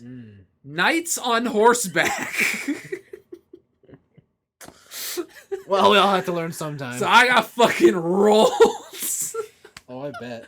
And then, because I was so weak, he had time. He also had paved roads at this point. So his army traversing through his land, easy peasy. One turn halfway across the country. Brought everyone back, canceled his war with the Zulu nation, like just bombarded my area for like 20 turns, and then made peace with the Zulu nation, and then they went to war against me because they were friends, and I was like, bro, it's over.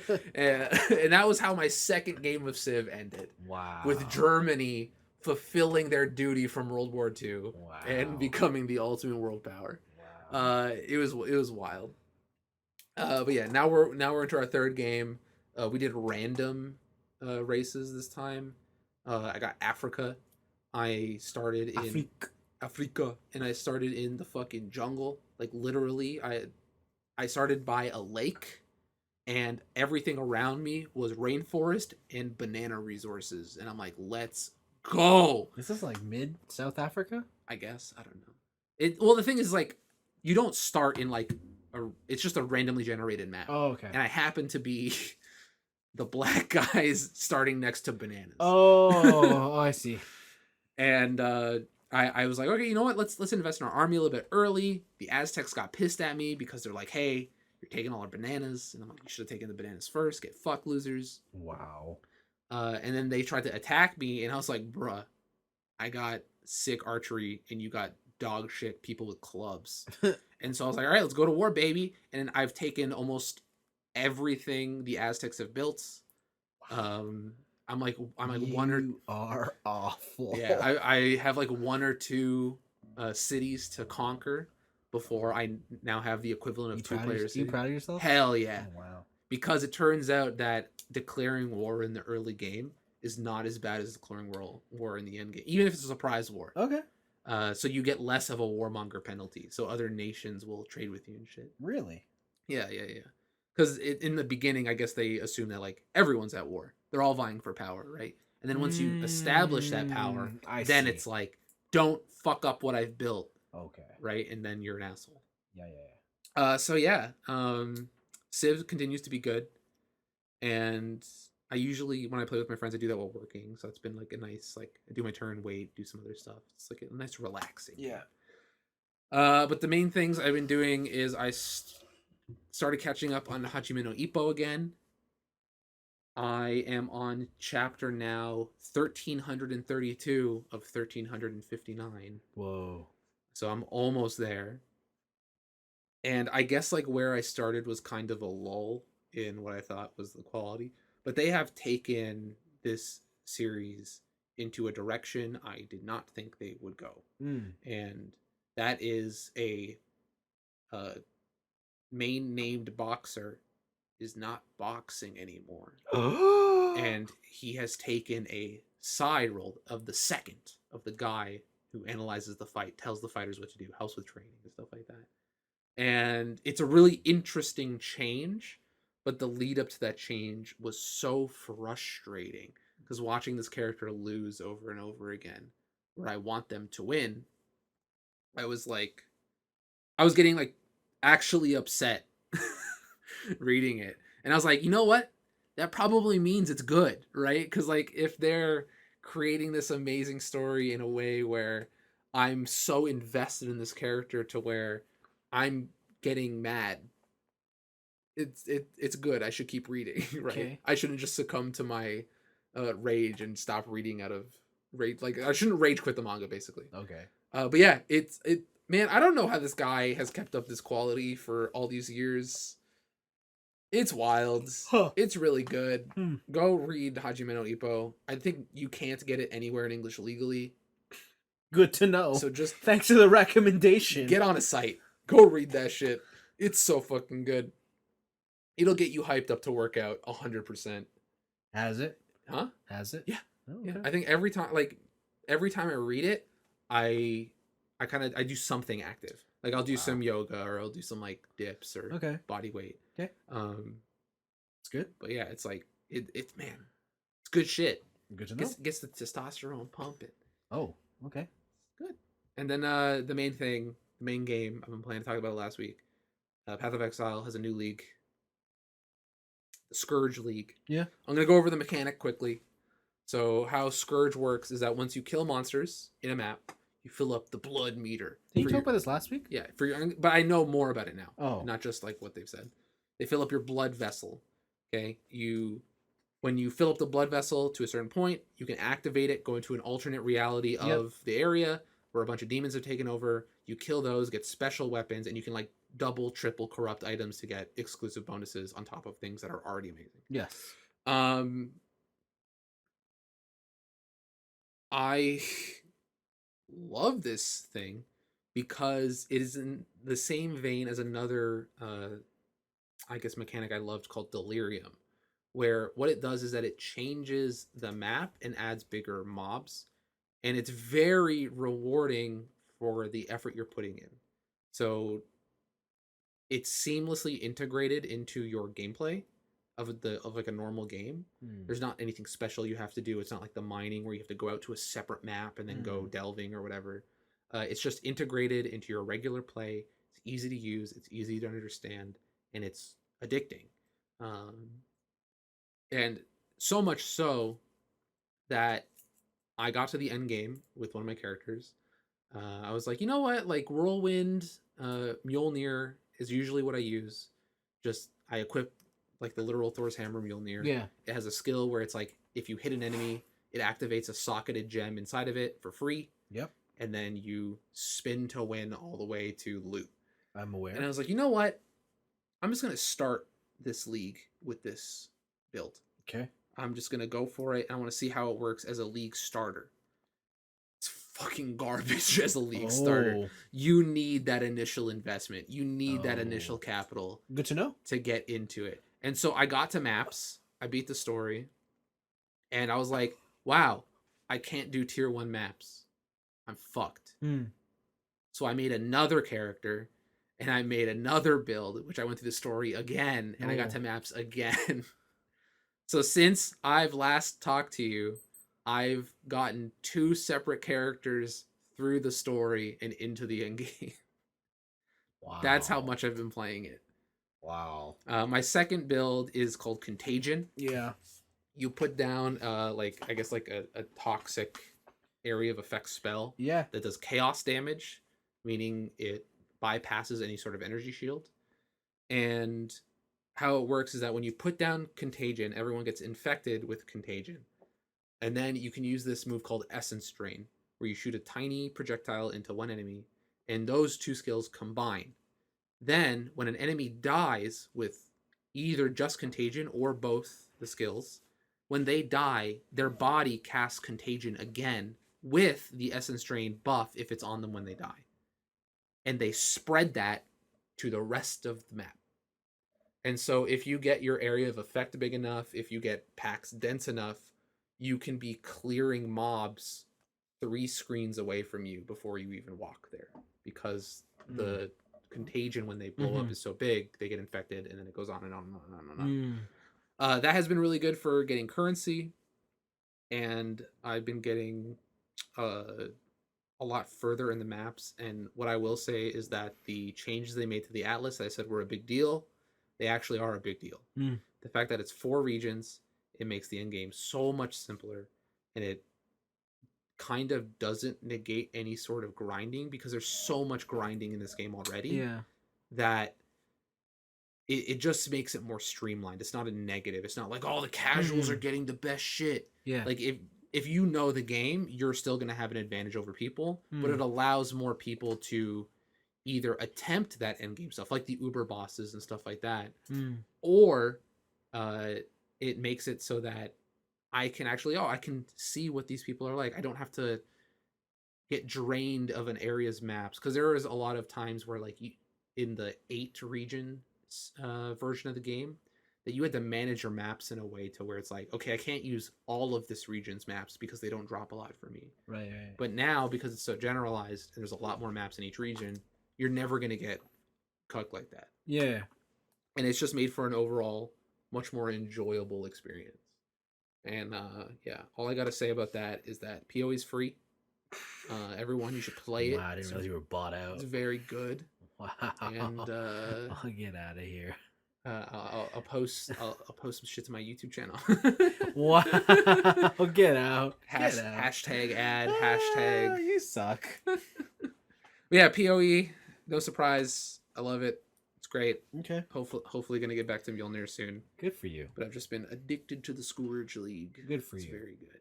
I'm happy for you. And honestly, other than like trying to get back into a workout routine, that's been my week. I've been reading a new book I want to talk about later, but I want to read more of it before I talk about it.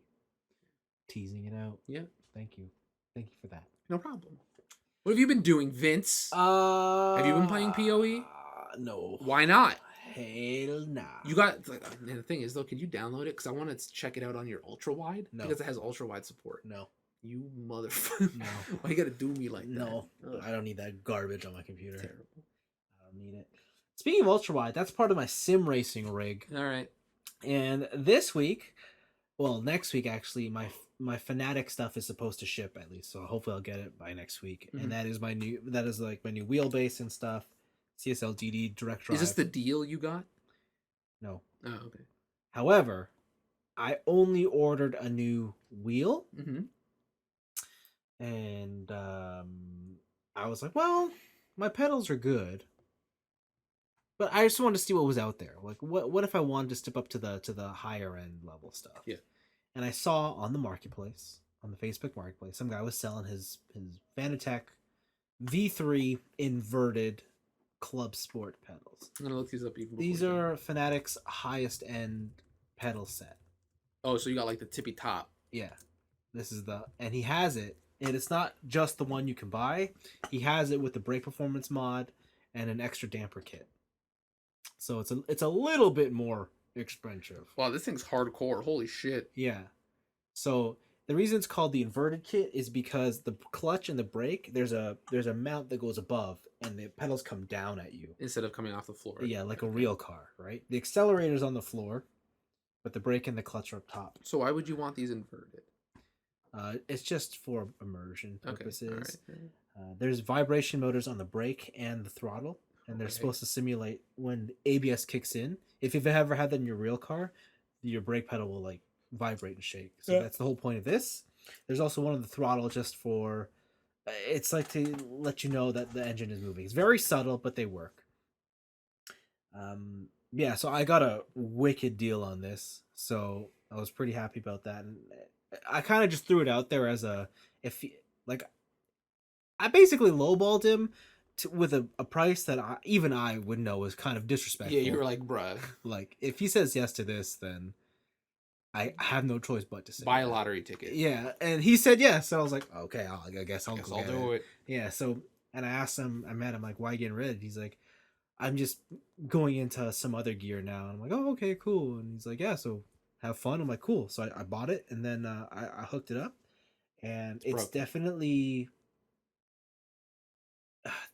it's got a lot more customization to it, and so I am still not used to them, and I'm still trying to find what kind of pedal feel I like. Okay. And so on my previous pedals, they're a lot easier to understand. They're kind of just like push in. There's an instant lock at the end, and you know how much you can do. It's not like there's no like pedal telemetry per car. Like it adjusts on the fly based on what car you're driving. Because I would assume like each car you drive has a unique setup. Yes and no. Like you can, but there's global settings in games so that you can set up your brakes the same way. Okay. But the thing about this kit is that it's got a load cell that supports up to 90 kilograms of pressure. Okay. So you can make the pedal absolutely hard. Yeah. Like you have to kick it. Rock solid. And I tried it. It gets uncomfortable after a while. Workout? Yeah, it's just no fun to do that. But it also has a damper. It's with a hydraulic fluid, so that if you ever push on your car's brake pedal, you feel like it doesn't just feel like a lever you're pushing in, right? Yep. It feels like there's some sort of fluid pressure that you're building. Like when you pump the brakes and eventually it gets harder and harder and harder. And so it has that. And so I've been between that and the amount of throw I want in the pedal action, it's just been a lot of experimentation. I still haven't found the window that I'm comfortable with, but I'm just going around, and I'm also setting, I still don't even know if I like it in the current position it's in. Right now I'm about a second down on my usual times in iRacing, but I know that's just down to I have to get used to this new stuff, and then eventually I'll get back to where I am.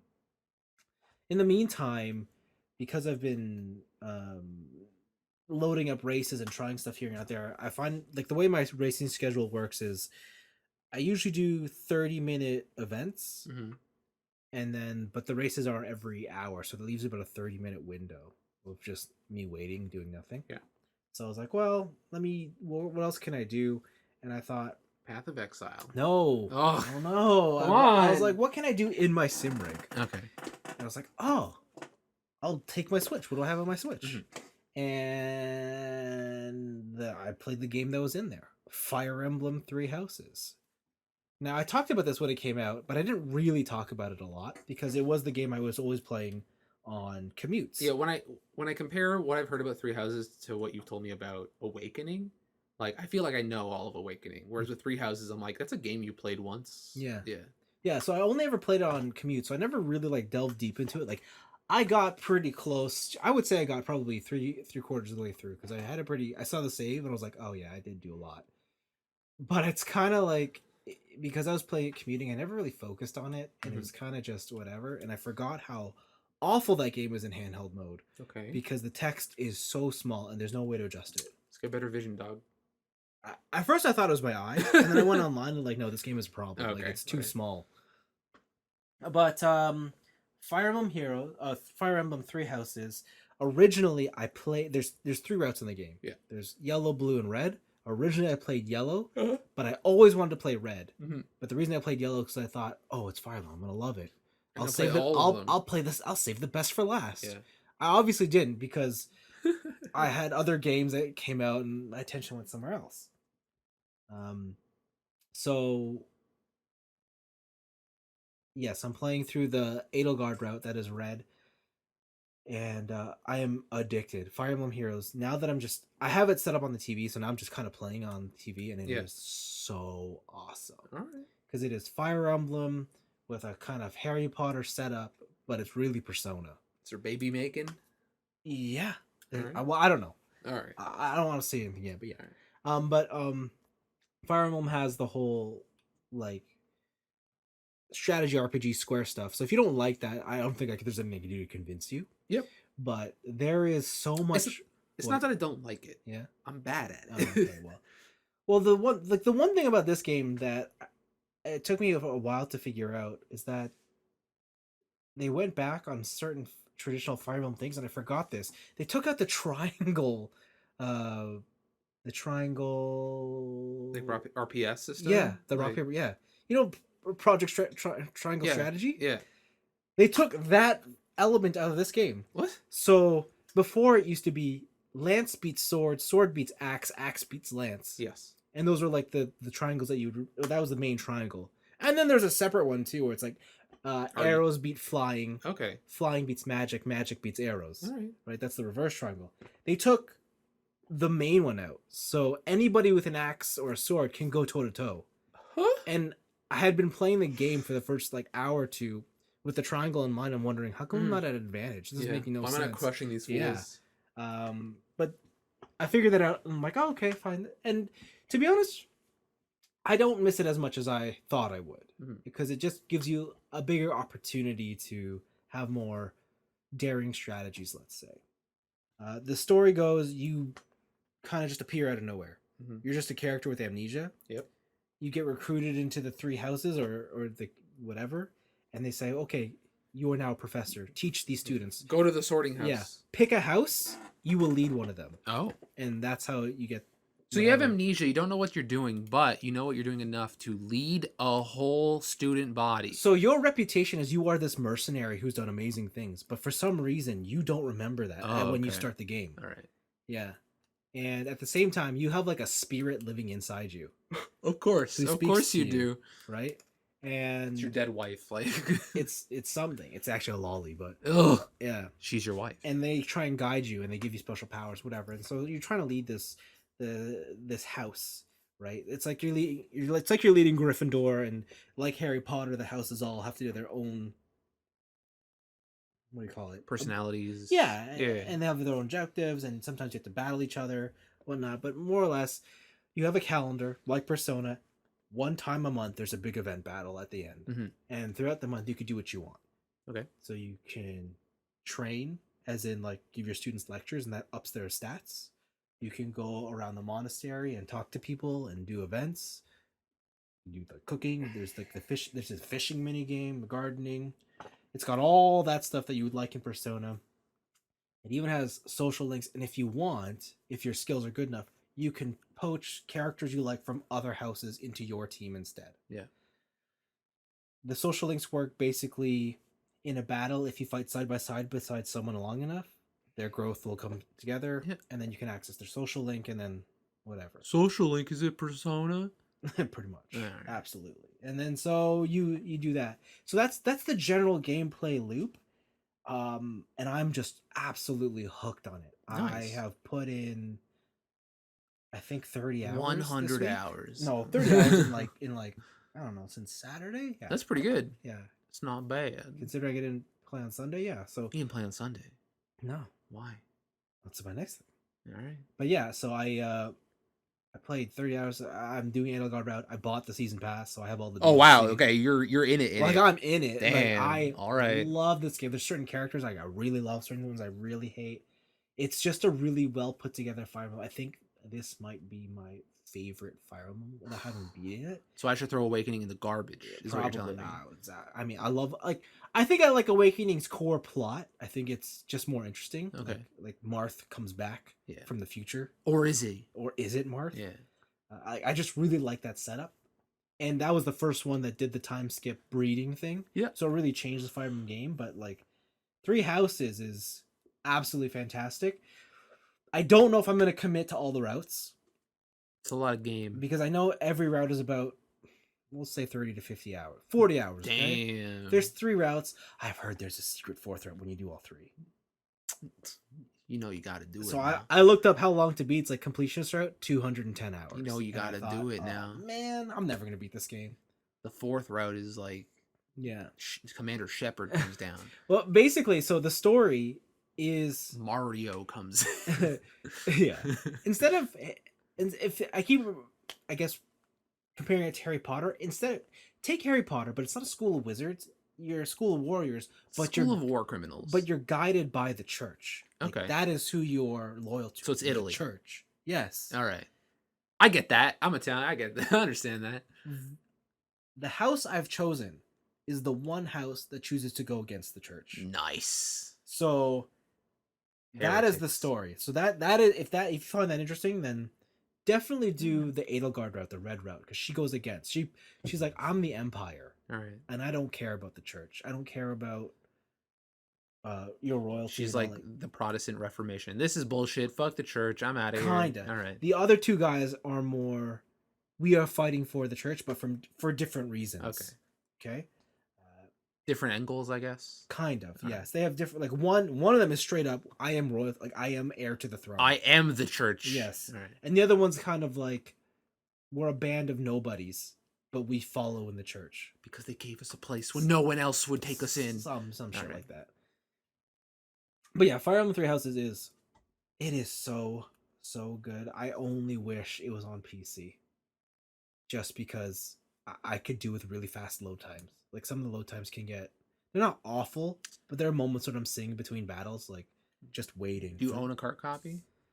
Absolutely. Yeah. I think I'm gonna dump my ROM. Do it. I'll show you some stuff. But yeah, no. So Fire Emblem Three Houses is very good. I think it's probably one of the gems on the Switch. So okay. I love it. The reason I didn't play on Sundays because I went to Fan Expo. This is still a thing? Yeah. All right. Fan Expo being Canada's version of San Diego Comic-Con. Only I didn't read the whole thing. This is called Fan Expo Limited Edition. What? Yeah. Okay. Meaning, I guess I should have read the marketing press, because this show was 1,000 times smaller than Fan Expo usually is. So it was old Fan Expo, like when it was up and coming. Yeah, and it's. Or was it like an up and coming anime con, like a small city anime con? Was it like that? Yes and no, because the space that they still rented the same space. Okay. They didn't quite dress it up as much, and they also didn't fill it out as much. But the major thing that they didn't do, or the change they made, is that this Fan Expo was run primarily by locals and fans. Oh. There are no big name companies here. Bro, what are you talking about? HoloLive was there. HoloLive EN. Guests. They had celebrity guests. Yes. But you know when you went there, you're like, there's the Hasbro booth. Yes. There's the AMD booth. Yes. There's DC Comics has a whole section. Oh, look, I'm blinded. It's the Razer booth. Absolutely. Like, yeah. You want a free bag from EB Games? Yeah. They're giving it away over here. How much RGB can you handle? You know, yeah. Tamashii Nations was there the last time I went, and they had a huge booth. Mm-hmm. None. Nice. Absolutely Hell nothing. Yeah. It honestly looked like a budget dealer room in the big city. Hell yeah, that's so sick. So it was damn. Weird. It was weird because I should have went. There was lots and lots of people. I would say probably not as much as regular Fan Expo, but you would never believe that COVID was a thing. Like in relation to the size of the venue, I guess, or the size of the usable venue. Yeah, it's a lot of people. Yeah, okay. yeah. Like the empty space was empty, but definitely a lot of people, and it was cool going through artists. Like because I got there, I'm like, oh, it's comparatively smaller. I just took my time, and I was able to like go really deep through the artist alley, and it was neat to see lots of cool things. Mm-hmm. The dealer room where they sold actual merch and stuff, like it was literally just pops and shirts and memorabilia. Okay. A lot of even some of like the regular vendors that I would frequent didn't show up, so it was a little bit sad in that sense. The North building, where they usually do like the signings and the photo ops, that's literally the whole building. Oh wow. They had panels there, but the panels were very small and there was no chairs. You sat on the floor. Wow. They just taped the markers on the ground. I don't know how I feel about that. I don't. So that's where it's like there's a difference between having a small intimate thing no, and being cheap. No, it didn't feel small and intimate. It still felt big like Fan Expo, but billed with big, but they're like, we can't afford chairs, but with none of the spectacle.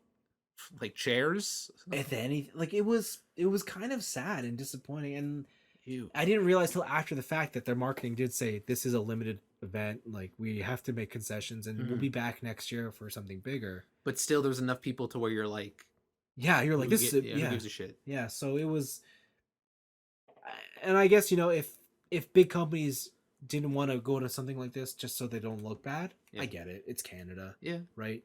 I know, because the thing is, I saw New York Comic Con, and they looked normal. It's America, baby. Yeah, but freedom. But if it's you can't come to Canada, then yeah, fair enough. Fair enough. You can't come to Canada. So that was I don't know. I was sad, but at the same time, I really miss going to these kind of things. So, yeah. I've been inside so long where I'm like, you know what, I could go to an Anime North. Actually, that's what it kind of felt like. Yeah, like Anime North, where Anime North is pretty big. Yeah, but Anime North doesn't have any companies. What are you talking about? All my Milky, all my favorite hentai companies are there. Milky does not have a huge built-out booth. But there. imagine if they did. Yeah, man, day one, day one. So yeah, I do want to go back and I hope. Yeah, like I'm just dying for like the convention season to come back. Okay, I want to go. And I'm like itching. Like I think I'm just gonna buy tickets to all of them next year. Damn. Like I will be at Anime North. You gonna be at Canada Cup? Hell yeah. All right, let's go. We'll get you into fighting games, baby. I'll watch me on stage. All right, let's do it. I'll win the cup. I'll drink from it. Maybe Black Friday, copy Guilty Gear go on sale. Make a little wish list. How am I gonna play that with my pedals and my wheel? Bro, on your keyboard. Oh my goodness! Yeah. How are you gonna do me like a true PC gamer? But yeah, that was Fan Expo. It was it was cool. Just I wish it were better. It was cool. I just wish it didn't suck the fucking dick. Finally, when's the last time I talked about Gundam? Long time ago. Well, I'm gonna talk about Gundam today. I honestly can't remember. Me either. And honestly, until you talk about it, I don't believe you. What? Oh wow. Okay. So I watched a new anime. What is it? It's called Gundam Breaker. Oh my Battle god! Yeah, Log. it actually is Gundam. Wow. It's called Gundam Breaker Battle Log. When I saw Gundam Breaker in the show notes, I'm like, you're playing that Muso game where you build your Gundam. What the hell? So Gundam Breaker is they want to promote the game more. And so, I mean, globally. So they've built a model kit line specifically for it. And they're all basically custom kits that kind of evoke the spirit behind Gundam Breaker. Okay. But the reality is you like Gundam Build Fighters, Gundam Build Divers. It's the same sort of shit. Why don't they just merge that shit? Right? Exactly. Like, it should all just come under one roof. But Japan, we need a separate subline for everything. How many lines how many product lines can we have? Hell yeah. Yeah, right? So that's how Japan works. So they made us a new line of model kits to go and try and promote the Gundam Breaker series or video games, and with it they have a 6-episode OVA, or I guess ONA, original net animation, to go with it, and every episode is only 8 minutes long, and only 2 episodes are out. Okay. But if you liked Gundam Build Fighters, but you didn't want any of the shonen baggage, you just wanted to see them get into the fights with their custom mobile suits. No, I need the shonen baggage to get enticed into the fights. Yeah, I know what you mean, but if you just want to see cool fights, this is it. It's really cool. Okay. I definitely need more of a story for me to latch onto it. Yeah. But for 8 minutes while I have my lunch, yeah, it's pretty cool. In between races? No, I'm playing Fire Emblem. Oh, okay. Yeah, but it's pretty cool. I'm digging it. It kind of made me start thinking like, oh right, I do kind of want to build something. What was that show we watched before with it was a live action schoolgirls, but like they had to shoot each other, and then there were Girl Gun Lady. Yeah, I feel like I'm getting that kind of a vibe from this thing. Well, it's all anime. Oh, okay, never mind. All right. It's all anime. Okay. Like it literally looks like Gundam Build Fighters. Okay. But with all kids. Like Gundam Build Fighters. Like Beyblade. Well, I guess Gundam Build... Yeah, I guess so, yeah. They're all at different ages. So, yeah, same stuff. Yeah, it's cool. It got me thinking, and I was looking at my wall, thinking, what should I build next? Oh no, don't do it. People are gonna ask for a review. And then I remembered there is a kit coming out in November that I really want, that I know I'm gonna overpay for because I'm stupid. Do it. It's called the Tall Geese Flugel. What's the Flugel? You know who Tall Geese is? Yes. The white one by Zex. Yep. In Gundam Wing. Mm-hmm. It's that Tall Geese, but what if he had Wing Zero's angel wings? That's headcanon. That's fanfic. No, What? it's real. Is that canon? It's real. What is that? The light novel? Is that from the radio drama? Bro, it could be from Mobile Suit Variation. I don't know, Side Story A, B. Oh my god. But yeah, if you ever wanted a white Tall Geese with angel wings, my goodness. You know what I want? The Flugel. I want a white heavy arms with angel wings. No, why? But the feathers of the wings are guns. Oh. Yeah, that's too much. Hell, he flies with more guns. No, that's too heavy. It's too heavy. He's in space. It doesn't matter. Where's he gonna carry the bullets? He's in space. Where's he gonna carry the bullets? In space. No, where literally where the thing with heavy arms is he's clunky because he has ammo packs. Where do you put that on the wings? They're already in. They're preloaded. So he has one shot? Hell yeah. Oh, he's got one magazine. But it's the sure shot. Like he puts both wings in front of him. And it's like, but those wings are jets to give or you propulsion. could that's his propulsion is bullets. Oh no. Yeah, he shoots space to fly forward. I'm a genius. Wow. All right. Thank you. Thank you for that incredible use of your brain. Imagine shooting a gun in space. You get pushed back. Okay. Now imagine shooting a lot of guns in space in the same direction. I guess. Sure. Why not? Anyways, that's it from us. And that's a show. We did it. We got there. 2 hours. Again? I hope back to back? I hope you all enjoyed it. Damn. Can we make it a hat trick? No, please not. Bye.